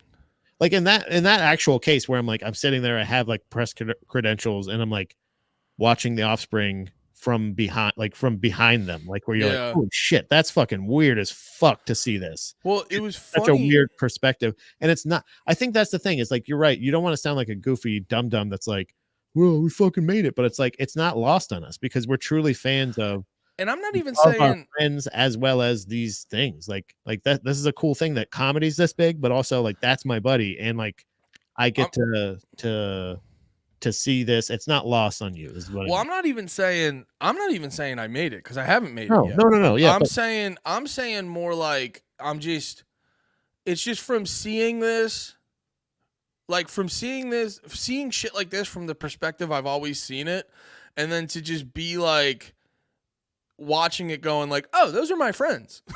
You're like, yeah, that's what I mean. yeah. It's like that. It's not saying like, oh, I made it. It's like saying like, oh shit, I'm here now. I'm not. It's not saying like. I guess that's a better way to put it. It's not like, oh, I made it, because you're right. It's not like I'm not saying like, oh, I accomplished this, but it's one of those things of like, oh shit, I'm seeing it from this side. It's not like I've never seen this perspective. I've never been in a situation. Yeah, kind of because I don't want to because I always hate people always talk about this kind of shit and they like misrepresent how involved they were into the whole thing. I'm just a guy who was lucky that his friends are more famous than he is. That's all I was. But like there was still something where I remember we were standing back. I remember we were standing backstage at one thing because Shane got Lemaire to go on and hype up the crowd. They played John Cena's music and they got him to like go up and do this whole dude, it was amazing. But no, and then we were like standing backstage and you were kind of like I hope I don't come off douchey or misrepresent this, but it was just really funny looking backstage and you're like, oh wait, it's just like Matt and Shane and there's Nate and Lemaire and Lily Michelle was there and then there was like some other comics and stuff. And I was just like, oh, it's just kind of like just this group. It's not like it goes back to that thing. It's not like I was like, oh, I don't feel like it's like I was like backstage not having imposter syndrome for like the first time ever. That's really what it was. Yeah, and it was like crazy. You felt like I think maybe that's it. It's like one of those things of like, holy shit, I'm here and I'm like comfortable. I think that it's like that that realization of, oh shit, I don't feel like I fooled anybody. I think that's a better way to put it. I don't think I fooled anybody to get to this. It's just crazy surreal that I'm here, but it's like it was the experience that in the not context, missing the not saying like, oh man, I fooled him, I got here. It's like one of those things of like, shit, I'm here. This is cool as shit. Like, whoa. Yeah. Like, yeah. That's the feeling. Yeah. That's the other part too. I'm always like, I always want to make sure I appreciate that shit because you see some people not really appreciating it and they stink. Dude, I have gotten to the point where it's not even that I wouldn't even want to say like a lower bar or anything like that. But what I have is like the perspective of like if nothing ever really got like. If I never really pursued a career in entertainment or broadcasting or anything like that, then and my life was as it is right now, I still feel great. Do you know what I mean? Like it's one of those things that like it doesn't mean that I don't strive for more or that I don't want to achieve more. It's just the fact that like it's you got to have incremental wins and you got to notice wins a little bit easier so that like that situation where you're there and you're not like, wait, how the fuck? Why am I here? What's this? I'm backstage. Oh, what's thinking everything? It's one of those things of like, if you're doing things the right way, when you get to those positions, you're not like, oh wow, this doesn't feel right, and I don't deserve. It's like one of those things of like, dude, I hope I'll be so cool to say like and that's the thing. It's like it is. Lemaire doing that John Cena thing wasn't necessarily just for the crowd. It was so Lemaire could make his buddies laugh. Like it's like that opportunity. Well, it's because Shane thought it was funny. Yeah, and so everybody else. Like I'm sure, like it's one of those things of like it's pretty funny to see. Just the thought of that is funny. Yeah. That's what I'm saying. It's like just the fact that like you're in that position and you're there with all your friends, like you said, looking around, seeing all your friends that you're comfortable with, your buddies. Mm-hmm. Like it's just cool to be like, hey, cool. It doesn't have to change that much as long as you're doing the right things, I guess. Yeah, no, I don't know if any of this came off gay, but I just was watching the show like, Mine did. My stuff did. yeah, I was just watching the show like, yo, this is wild. Yeah. Yeah, and How then, did, yeah, also it was making me laugh. It is. I'm like, dude, that money looks nice, but yo, being famous might. Okay, so what happened was I was going to take a piss at one point, and I walk in, and I just see this guy with one hand on McCusker's shoulder, just like talking his ear off, and I'm like, yo, dude, in the bathroom, you gotta calm down. yeah. And like McCusker was being so fucking polite about it. But I was just witnessing that, like, yo, these people gotta chill. Like in the bathroom, man, you gotta calm down. But yeah, no, the money looks nice though. Yeah, I'm gonna make an educated guess. I bet the money's nice. yeah, the money's probably nothing to sneeze at, but if you do have to share a bathroom with the people you're performing for, it could get to be a handful. Yeah. Say yeah. that, no pun intended. Yeah. Oh, also, what was the other thing I was gonna say? Oh, also, I found out. So we were hanging out before and then after the show. We were hanging out at Shane's place, and he has he's a basketball hoop on his pool, and we were shooting hoops, and I didn't realize this, but you can just forget how to shoot a basketball. Yeah, you didn't see the Nate video? Yeah, I don't know if I did it to his face, but I judged him a little less after I shot the basketball. Yeah, because it's just. I don't think I ever have known. I think maybe a little bit in middle school, but then I got hurt my knees, and then I was the best I've ever been at shooting a basketball. I still had to aim towards the left. Yeah, and just because I knew I was gonna hook it, but like first shot with the basketball, I just did some weird like with both hands. I'm like, I go, wait, did I forget how to shoot a basketball? Also, wait, were you in the pool when you were shooting it? No, I don't want to make excuses, but the ball was smaller and lighter than normal. Yeah. So that was weird, but that's only a super minor excuse. Yeah. It was I legitimately just like, I was joking with them. I was like, I've never cared about being good at basketball, but this is too bad. I was like, I need to go shoot some ball because this was too bad. Dude, so this is, I think, to go back to the beginning of our conversation today, this has a lot to do with having no male role model in my life, but I never learned how to throw a football. Like I never knew how, like I like picked up on it. Yeah, you put your hand here and you want to spiral and it's got to go that way. Yeah. I get, you know what I mean? Like it's the basics I know, but like the actual fundamentals, anything like that, like that's why I started taking MMA classes and shit like that, was because I didn't know how. Same thing with fighting, just distributing your weight for strikes and stuff like that, like knowing how to actually get more powerful shit like through your hips and your feet and stuff like that. Mm-hmm. Like it's the same, it's probably similar to the same principles as throwing a ball or something like that, shifting your weight back and forth. But until then, I didn't understand any of the mechanics of any of that shit. Yeah. Anything. So like so I remember like one of the first times I was like, I never really played organized football or anything like that, but anytime playing 500, you ever play 500?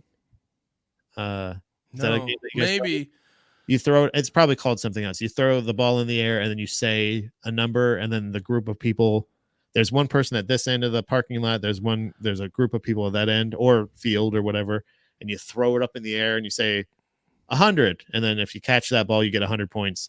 You throw it up in the air, and basically whoever 500 first wins. I played a variation on that. That's like did you ever what did you call the game where you threw the football up? I know what you're gonna say. Well, no, it was, you're getting ahead of me. I know exactly. You live in Florida. I know exactly what you call this game. Yeah. What did you call the game where you throw the ball up and it hits the ground, person catches it, and they have to run away from everyone?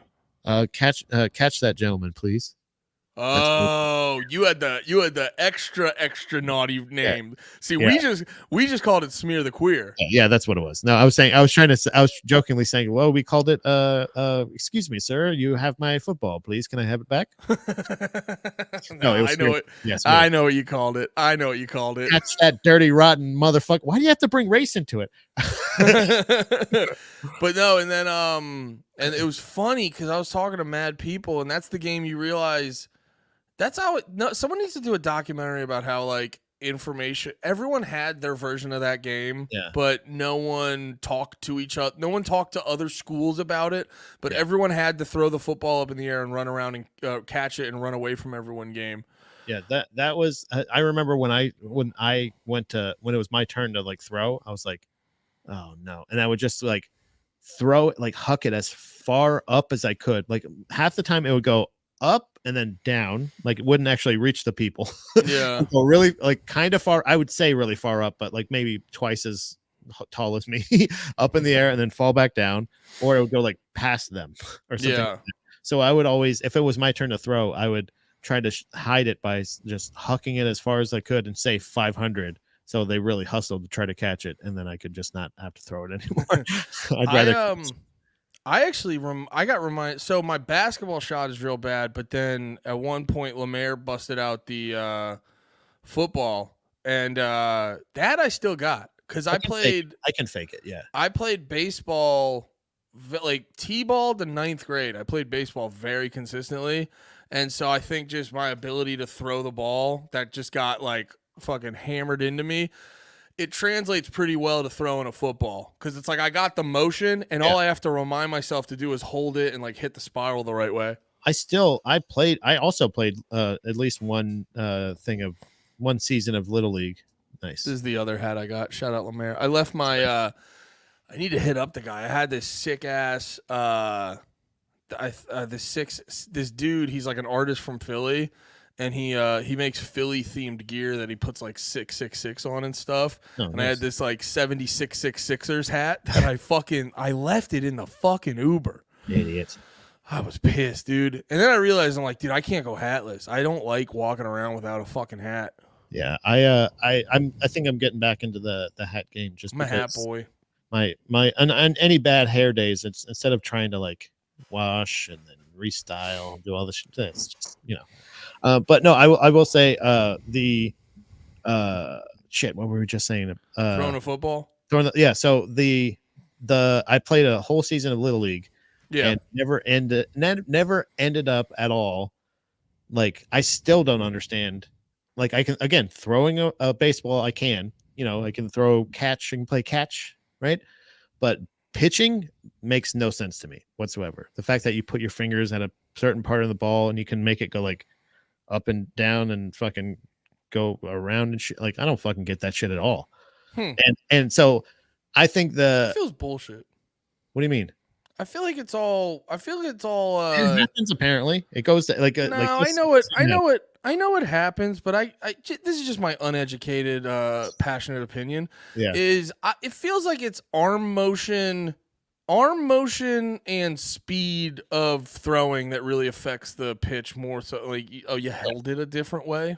I'm just saying it's so like my knowledge, my lack of knowledge in throwing balls goes way past just being able to throw a basketball in a hoop. Like I don't know the mechanics of any kind of sports ball. I do know a little bit of like any, and I mean that literally, any kind of sporting ball, tennis ball, any of that. I don't know how to do the curve or the English on it.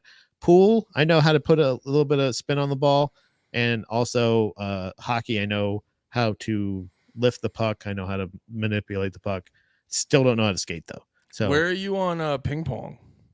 Same, pretty much the same. I can bad at it. Yeah, very like just not. It's just a lack of coordination in general. But like but cornhole, baby. Oh fuck, dude! Legitimately open challenge. Anywhere, anytime, any challenger, I'll fucking smoke your ass. I'm not scared of anybody. That's so funny. I couldn't have less faith in you. Really? Yeah, I don't know why. I just really growing up in Florida. You don't think I know how to play cornhole? You fucking idiot! All right, you're my first victim. Everyone knows how to play it. it's not a hard game to figure out how, but I know how to win it. yo, look at this shit. It's Huh? all right. I'm not a ball. Oh wait, no, he was fucking dusting you. I thought I was about to hit Tony with a heavy pause, but he said I'm not a ball expert. Right. So, well, that's what. Yeah, exactly. I have no problem saying that. I'm not a ball expert, guys. Sorry, I don't know how. Yeah, to but handle you did say you're real good with sacks. Yeah, really good at cornholing. I'm excellent at cornholing with sacks. Yeah. Was there any music that we had to talk about today? I don't know. Well, that was the thing. I didn't. This is why I made it very clear. I want to buy. I'm saying, but like, I want to buy week this week. Break them off one crit, like one, like. I mean, we talked about a little bit about performing. No, there was a video. Well, there was only one thing I really wanted to show you. There was this. Did you ever see? This isn't the thing I really wanted to show you, but this was just the one. This was the one thing I wanted to. No, did you ever see that fucking clip? I don't want to play it for copyright reasons. Okay. But you ever see that one clip where everyone always big ups Nirvana for this clip where they were on like a Top of the Pop show? Because, so I guess, I don't know how it is now, but I know back in the day, a lot of those British music shows, they would play a like live recording of your album and you would just mime. Yeah. You're just like air guitar to it essentially. And everyone always shows this clip of Nirvana where they're like, Nirvana was mad that they weren't allowed to play live, so they just played the wrong stuff and mimed it. And I'm like, I always hear that and I go, yeah, but like you guys knew the rules going in. Yeah. Well, maybe they may have, like, you know what I'm saying? I that's what I would like to know as well. I'm sure that they knew that. I'm sure that they knew before the camera started rolling that it was happening. So they had plenty of opportunity to go like, no, I don't want to fucking do this. It's almost the same way as Rage Against the Machine on another BBC one or something. Speaking of British radio. They said fuck, right? Well, no, he didn't say it the whole time, right? Doesn't he say it at some point during the song, or is it only at the end? The fuck you, I won't do what you tell me. I don't know. In the clip, I just know that he does it. I don't know at what point in the song. At the end of I don't know if he actually like censors them. It's like throughout the song he's just like whatever, and they're like they asked him not to do that, but then at the end he was like, "Fuck you, I won't do what you tell." And it's just like one of those things of like, okay, yeah, like you didn't. It's not that we told you to do it. You said that you would do it. Yeah, I don't know. There's just you lied. I won't do what I said I would do. Yeah, I don't know. That just always comes off as like low grade rebellion that only high schoolers will get a fucking kick out of. And let's be real, a lot of bands are popular because high schoolers love them. So maybe they're getting subtle. What the fuck am I trying to say? Help me. Brownie points, like with their fans, like they're saying. I know what I was trying to say. They're just getting subtle signals on what their fans like. So maybe they're not even consciously realizing they're being like little baby dorks. But it's like, I don't know, like maybe it's just because I'm fucking 34 at this point, and like stuff like that just doesn't come off badass to me. Because it's like I don't know. Honestly, it's similar. It's similar to a thing like when I would always hear writers, they would get mad when the network execs would have feedback. Now, don't get me wrong. From a creative standpoint, network execs probably have the least artistic creativity in this and that. But in the same breath, I go, I don't know, dude. If I'm paying for something, I'm going to check in on it. And there's a lot of these like writer types that think like, no, you just give me all of your money and then I'll give you the product. And you're like, nah, that's not how giving you money works. Yeah. People, it's why when banks lend money, they have interest because it's little things to incentivize you to pay it back and shit like that. So it's the thing of like we are saying yes, we would love to play your music on this broadcast. Yeah, give you the access to all of our viewership and 100% of our support and all this other stuff. All we ask is you just do this, and they go like, sure, you got it. And then they go up there and they go like, got yeah. And it's like, no, you just lied. This was a deal. We had a deal. And like, I understand like we were in this to to support each other. Yeah, and it's like You know what I mean? you wanted the benefit of their large airwaves. Yeah. And now And you you're still all got it. Yeah, you took advantage of it. it just makes you, in my opinion, it makes you look unprofessional, but I'm not the famous heroin addict, so what do I know? Right. Well, it's one of the it's a thing where it would have been way cooler or way funnier if you just played full volume over the track and it didn't line up and it didn't sound right. You know what I mean? Like, Well- that would have been a cooler thing to be like, well, we want to do it this way. It's just one of the a thing of like it doesn't have to meet your expectations. Not everybody gets an opportunity to perform on BBC One or on whatever it is. And if you do, and you get that opportunity and you're like, this is really cool, and then it doesn't turn out to be what you wanted, that sucks. It really does. But like, this was the agreement you agreed to. So if you don't want to do it, like being like, it's like what's her face? Sinead O'Connor on Saturday Night Live. Yeah. Fucking was like, I'm gonna rip up this picture of the Pope. I'm sure didn't do it in dress rehearsal, didn't tell anybody she was gonna do it. But also there's probably something in the deal that she signs with them. They're like, don't rip up a picture of the Pope. you have to you have to please meet the guidelines of what we've asked you as the person that you present yourself as on the pop charts to do that here. And they're like, yeah, but I'm actually an artist. And it's like, well, that's not who we hired. We hired the person to say nothing compares to you. I not will the person that rips up the Pope and makes political statements. So please, artist, you please do your art here. And then they're like, yeah, So- but what about soy bomb? So I'll say this. That I like that one way more because you got to remember when she did it. Like, if you went on, it's why when I see people writing songs where they're shitting on religion or they're doing stuff against religion now, which first off, they only seem to target like Christianity and shit. It's not. And I'm like, okay, well, it's like people were coming at Rihanna and because she was doing some like zombie nun thing, and it was like she was trying to act like it was badass. And there were a lot of people like, do that in a burqa, see what happens. And you're like, yeah, you're. So that's kind of like my thing. I get why things like that annoy me because I'm like, no, you're doing the safest version of this and you're trying to act like you're a badass. And that's what Nirvana was doing. They're doing a very safe thing and they're trying to act like they're being like edgy badasses. I'll give Sinead O'Connor props because you got to remember when she did that. Like, you could go on, rip a picture of the Pope, you'd get a couple religious people going like, hey, don't do that. And then we'd forget about it by fucking Monday. But at the time she did that, it like fucked her career up.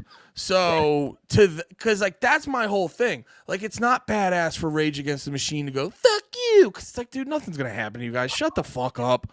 Yeah. But like, so when you're actually doing something that will legitimately affect your career, then I give you more props of it, because it is in it of itself kind of badass, because she legitimately got fucked for that. That's a good point. Yeah, I see what you mean. Like, the difference in that is where one comes off as like a pouty dum-dum, the other one comes off as more of a statement. Well, she actually took a risk. Yeah, it's an actual statement. You're right. That's the distinction of like, what statement are you making by going like that, like where you're just playing around like a dickhead. It's like your statements, I'm annoying. Right. But I still feel like the platform being used for that, I guess that's it's kind of a waste of a platform. If you do want to make some kind of statement here, if the statement is we don't want to lip sync, then don't. Like, I don't know. I think it's way, like, again, even like if we're just comparing even, let's say, the Rage Against the Machine thing and the Nirvana thing, out of those two, the Rage Against the Machine thing is more of a artist protest or something like that, because they're literally just going, fuck you. Yeah. I was just laughing at the comments. Grunge wasn't a serious genre. That's true. There was some good. I think Mudhoney was a There was oh yeah, Tonye made a good point. He said, wasn't Ireland at war because of Protestants and Catholics at the time? Yeah, that's the other that's the other thing people forget. Irish are very hardcore about all the shit that's going on in context with Irish people, but a lot of people outside of that don't know a fuck all about it. Right. And I guess that's the other thing too, is like I don't know if she did that shit on Irish talk shows or Irish, like late night shows. But if you do it on Saturday Night Live, you're actually getting the message out there.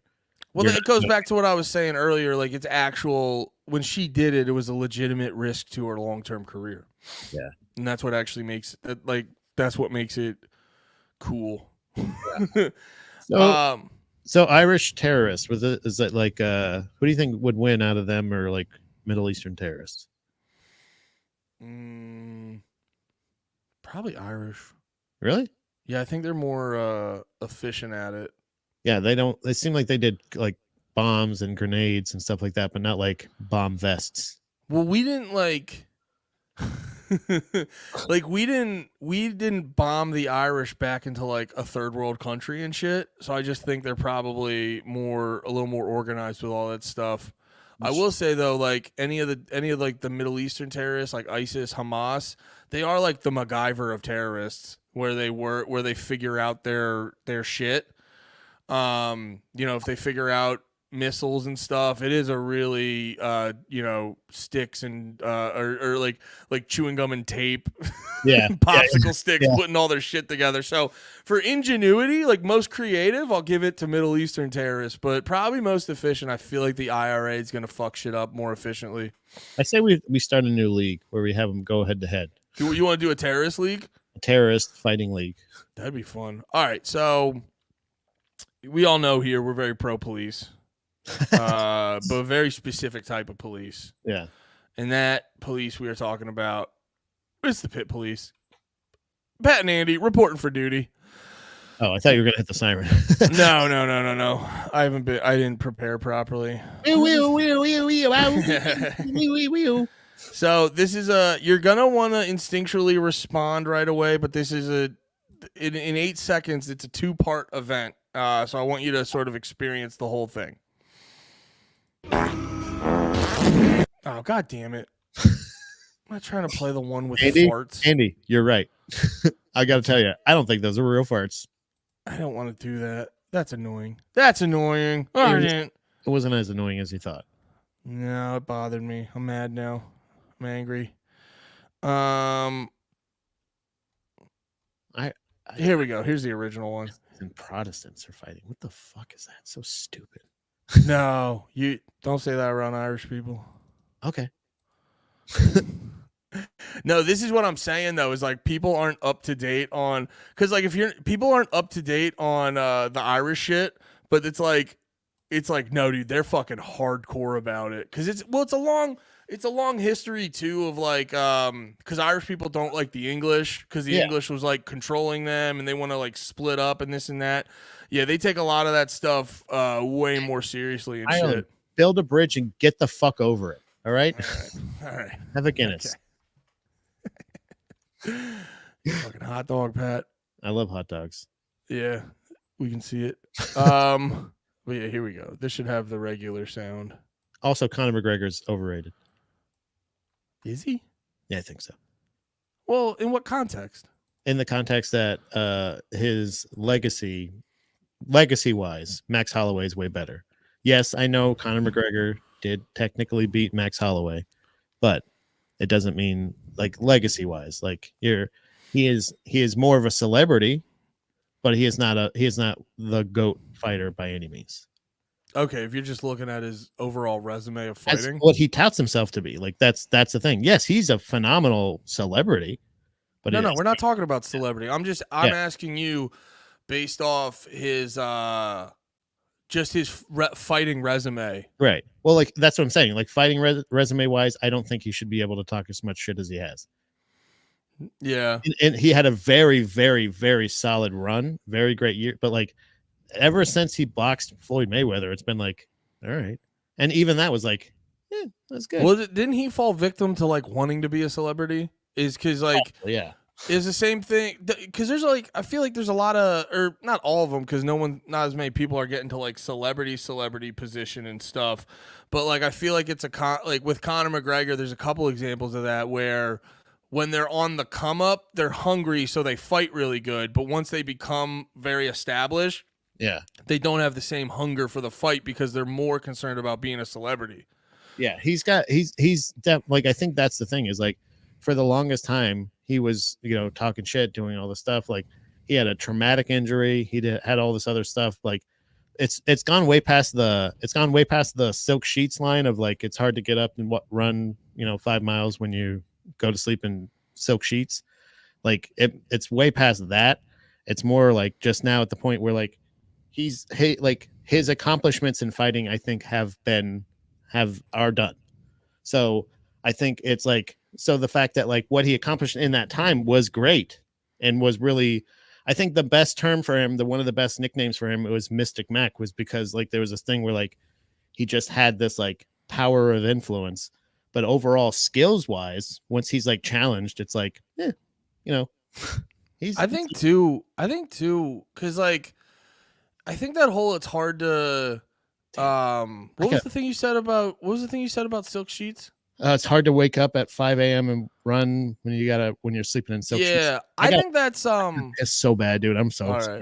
I'll be right. I just wanted to tell you something. We'll hold that thought. Go away. Go piss. I need you here and you're not here. Hurry the fuck up. Oh man. Man, we've been going good. We're gonna go a little long today. I don't want to fucking figure out this tax shit because I have to figure out this fucking. Oh, I hate this shit. I didn't realize tax day was fucking tomorrow. I'm gonna have to ask if I can't get this one bit of info. We're not gonna be able to, like, file the fucking thing, and then I'm gonna have to get fucking my dad to do something for Steph tomorrow. And yeah, no, I want to make I see what you're saying, Ace. I want to make the point, but I want to make it when Pat gets back. So we're in kind of a little bit of limbo with that. But no, yeah, I want to. It's just gonna be annoying because I'm gonna have to, like, get my dad to, like, do something for me because I'm not gonna be able to. Well, because the goddamn website, it's like, oh yeah, we don't take calls on the weekend. It's dude, I don't fucking. You see it all the time with shit that's, like, closely associated to government shit. Where it's like the doctor's office, it'll be, it's all super regulated by the government. And, they have all this stuff that's, like, super important and supposed to help us, like the fucking hospital, or not even because the hospital's open all the time, but, like, the doctor's office, the fucking dentist, the fucking post office, the DMV. And it's just like, oh, when's it open? Oh, like, when you're at work. And is it open on the weekend? Maybe. And if it is, like, we're closed by noon. Just so, like, these places are solely open during the least convenient hours. And it's like, oh, my federal student loans. When are the best time? When are the times I can call you? Oh, when I'm at work. It's like, eat my fucking dick, dude. Shit's annoying as fuck. It's just irritating. It's like the part that gets me is like the part that gets me all the time is, like, why is it so hard to convince other people about what I'm saying? That's why I go back to, like, the Stockholm syndrome shit, man, where it's like it shouldn't be this fucking hard to convince people of how I feel about this stuff, but it is. And, I'll try not to bitch too much. I'll try to just fucking do my due diligence and try to convince enough fucking people. The thing I was gonna, so Pat's back. The thing I was gonna say about the silk sheets thing is, I actually think that, like, I get it. I'm not saying it's not true sometimes, but I actually think that's generally bullshit, because I think it's, I think regardless, now I guess it does affect some people with that, but, like, I feel like when you're at these high intensity or like, I don't know what the fucking term would be, but, like, when you're, like, at a competitor like Conor McGregor, I think it's more so about hunger, and it almost, like, your hunger for a certain goal. I don't know how affected a guy like Conor would be with fucking all the silk cheeks he in. I think his goals have shifted. I think Conor was like, because he had a solid resume until he started taking fights and losing so often. He had a good resume that you could like hang your fucking hat on. It was like very impressive in this and that. But I think he fought longer. He fought way out. He kept fighting after his kind of hunger went away when his real hunger was for like, I'm going to go do movies and stuff. And it's like, you can kind of see, like he was pretty good in fucking Roadhouse and shit like that. So I don't know. I don't know if I made that point well, but I think the whole Silk Sheets line is a little bit of an oversimplification. Well, it's just the motivation. It's like the motivation for, I think, most fighters is legacy. He has a legacy already. He built that legacy, but the longer we talk about this with bands all the time. I think the longer you stay in it, the more likely you are to tarnish your legacy. And his past couple fights, not that they haven't been competitive necessarily against Dustin Poirier, he beat Cowboy, he lost to Khabib, lost to Mayweather, he lost to Diaz, then beat Diaz in a decision, but really, I think he lost that one too.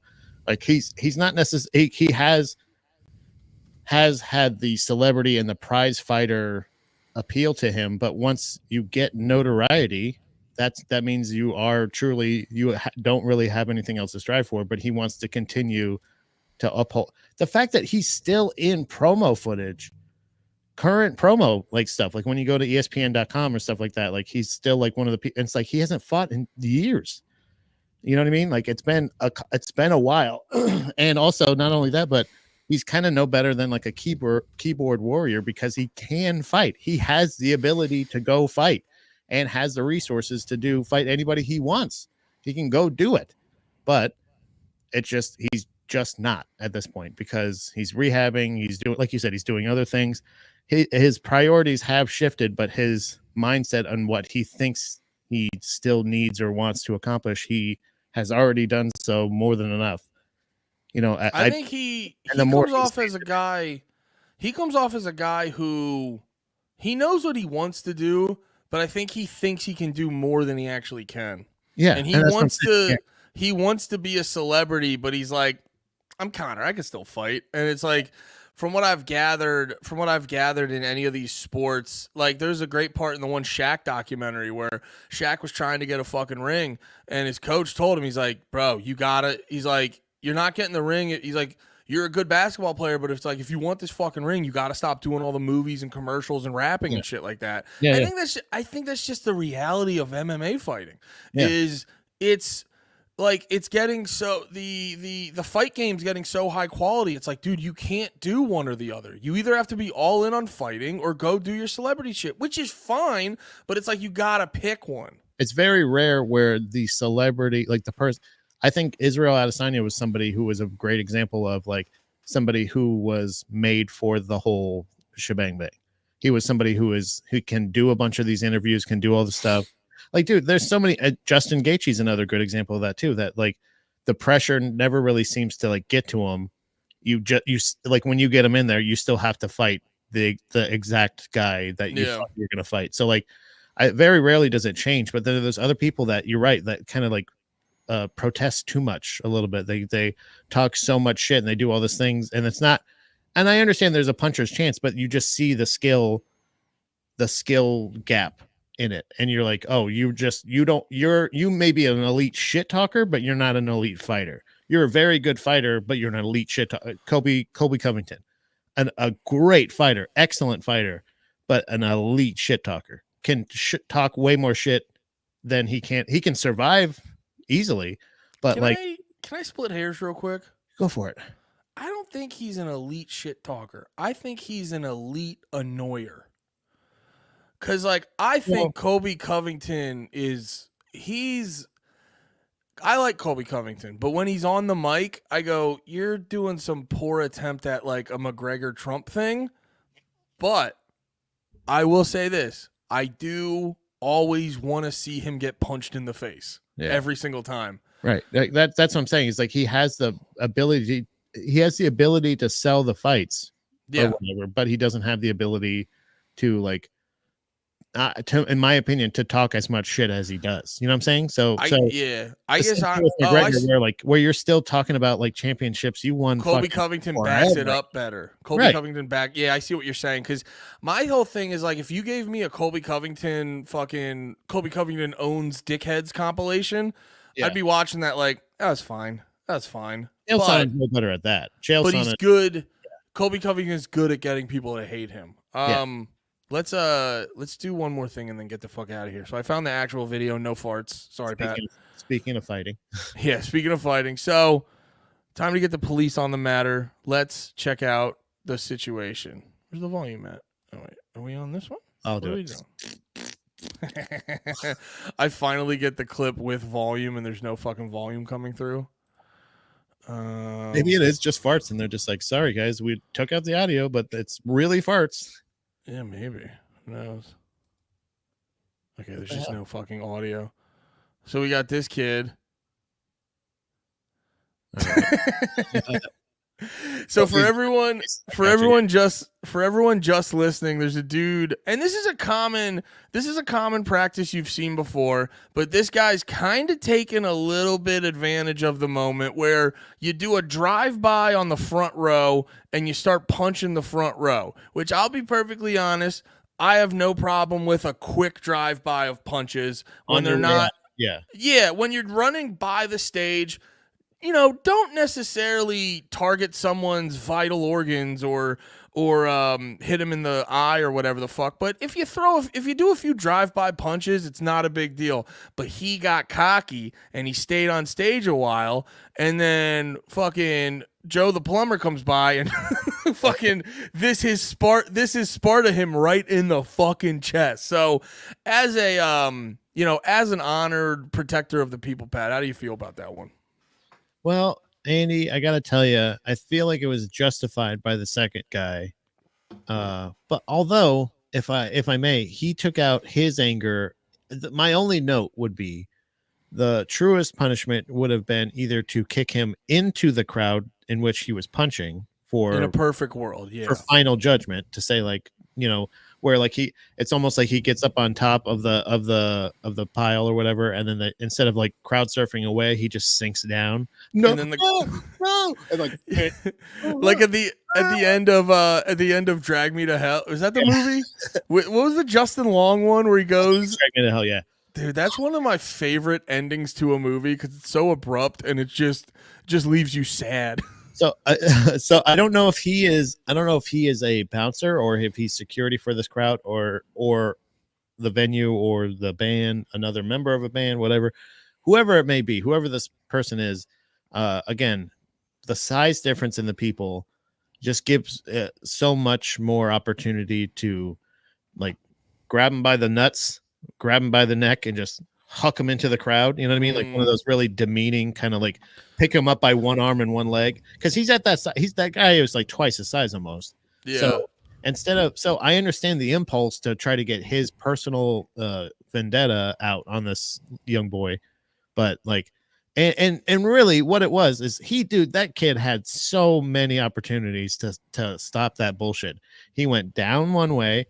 He went down one way, went back this way, went down. You know what I mean? Like you can't keep going back and forth. If you get 1, 2, and then he went back for another one and started working his way back down again. And the guy was like, that's enough. Well, that's the problem. He broke the cardinal rule of moshing, which is no targeted assaults. Don't overstay your welcome to. Well, also, What? Well, then the other guy did too. Are you talking about the kicky guy or the punchy guy? Well, no, that's different. That there's targeted unprovoked assaults, and then there's neutralizing a situation. And so the problem is, like, you're allowed to do the violent, chaotic shit, but once it turns into a targeted assault, once it turns into a like in my perfect world of moshing, it's all involuntary manslaughter. Yeah. Like you're allowed. That's what it is. It's all legal involuntary manslaughter. But once it becomes preemptive or what's the other? I'm bad with the charges, but like once it becomes pre-planned, then that's when we have to come into the situation and neutralize, like fucking RoboCop. Also, the crowd, if I may, all of them hands free, hands right there, why not Big J Okerson him, a la Pull the stool out, yeah. the Soul Joes and just fucking yank him down. There is a weird thing too of people in the pit like just taking it. Now maybe it's my big guy privilege, but like most of these dudes aren't there for a fight. So like, also they're hitting you. Yeah. So hit them back. Hit him back or grab them and toss them to the floor. Like you could do what fucking CM boy.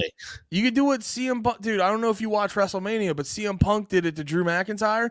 Drew McIntyre was standing on the announce table holding the fucking title in front of his face. CM Punk just grabbed his leg and fucking pulled him out. Yeah, that's it. It's very he is in the precarious situation. You can trip him.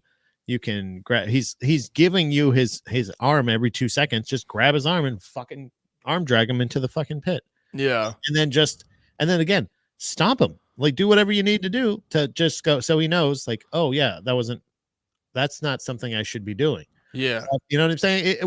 Either that or again, very demeaningly grab him by the back of the fucking hoodie or something like that and literally drag him out. Like something like that would be just so satisfying, but also in the sake of the crowd or with the crowd in mind would be beneficial for everybody and probably would get a round of applause. Sure, I get that. I think sometimes though, you make perfect the enemy of the good, because in that moment you don't have a lot of time to think, and I think kicking is the understandable reaction. But I get what you're saying. He was a tiny young man. That dude was a bit of a unit. You could get some good launching going in there with that shit. Get your money's worth out of it, because if anything, you're going to, no matter what, like people are going to feel like they can do shit like this. Like there's also a weird thing with like you said, the people in the crowd not doing anything. There's a weird thing where like even if you did see that young man jump from the crowd onto the stage, there's like a weird thing with like, if there's somebody on the stage, you're not supposed to attack them. You know what I mean? Which is a good impulse. That's a good, thing to have. If somebody's punching you from the stage. Well, I think a lot of times people behave reactionary, and I think I experienced this not being in as many fights growing up and shit like that.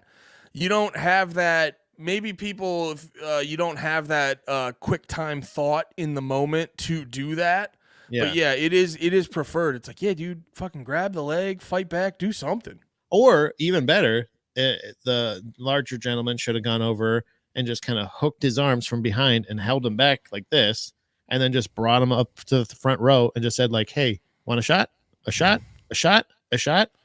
just brought him to everybody just to be like, okay. And then after that, they're like, are you done doing that now? And then just shove him into the crowd and be like, there you go. Because it's sometimes there's what do they call it in wrestling? A receipt, right? There's a thing where like if somebody fucks with you. So actually I'm working on one with a young man in jiu-jitsu class right now. Somebody the other day, this young white belt like fucking went and just tore this knee bar out of nowhere, and I was like, which one's a knee bar? Knee bar is where basically you hyperextend the knee the opposite way. You know what I mean? Oh, yeah. So wow. Right. Damn. And I was like, he did. Sorry, I'm looking at pictures of it. So he just hit you with that in the middle of rolling? It was during, we do a thing on Tuesdays and Thursdays called the guard passing game. You've said this before. Right? And it's a game. It's a thing where it's competitive, but it's not. We're not in comm class. We're not competing. We're still training partners. We're still friends. It's that fucking shit where it's like, yeah, we're fucking rolling, but I gotta go to work tomorrow, dickhead. Exactly, and that's what it is ultimately. It's a thing where like he didn't really do, and there is a he's just going too hard. There's a rule where if you feel 3 pops, you just stop, because it's bad.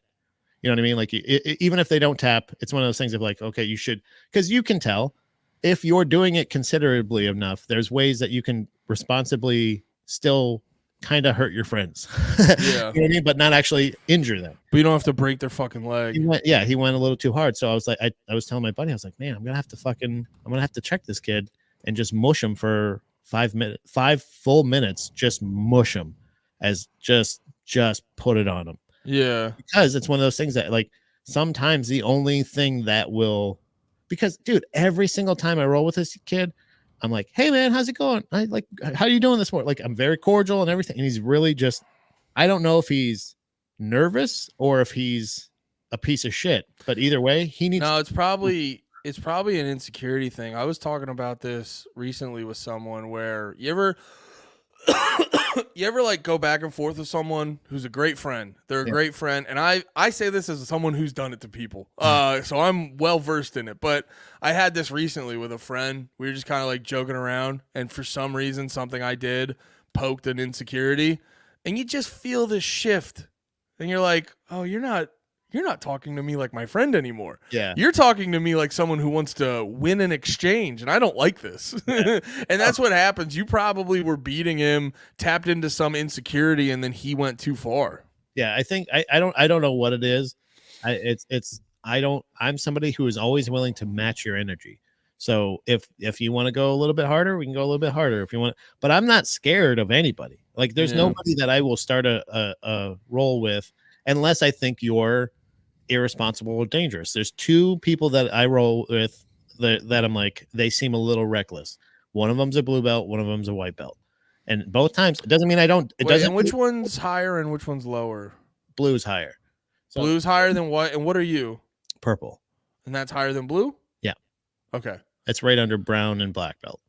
So there's there's an element of like, oh, and white belt's like brand new, right? Yeah, brand new too.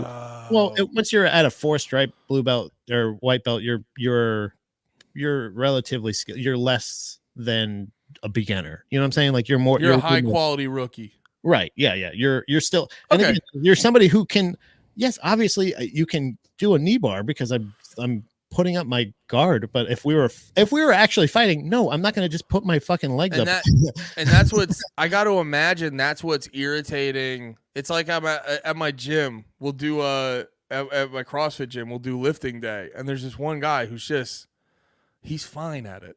Yeah. And he'll just be like constantly giving people advice. Yeah. And so I got to imagine with you, when a white belt, what'd you say? He's a 4-stripe or whatever it is.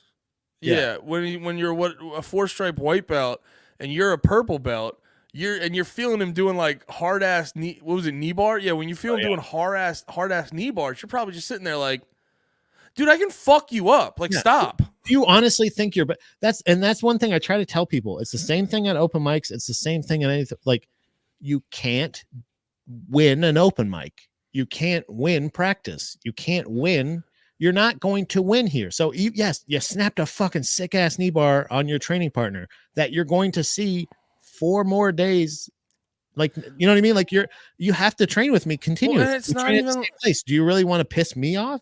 And because of the sheer fact that you can fuck this kid up easy, it's like it's not impressive. It's just you're just being an idiot. Took advantage of my kindness. It's one of of your training partner's kindness. So sometimes, much like this kid at the pit or whatever on stage, a swift kick in the fucking head is something that you're just like, hey, buddy, pay attention. Remember, that's not how we do this. Yeah, true. All right. We've been going for a good while. This has been a fun episode of Drag the No More Lake Heroes. This has been good. Well, don't worry. We'll be back on our shit next week. Talk to you about just music. Well, not just music. We'll save all that taxes talk for the nomos. Yeah, sorry guys. You know, it's me. It's Andy. I had to do my You're in a better mood now, right? No. Because I have to, I still have to get the fucking, that one last bit of info, and I can't remember my password for my student loan website. Andy Malafarina 123. Oh yeah, you're right. I forgot about that. All uppercase. All right, we gotta get out of here. Thanks for hanging out, guys. We love you all. Have a good one. Till next week. Be about it. Peace. God bless. God bless.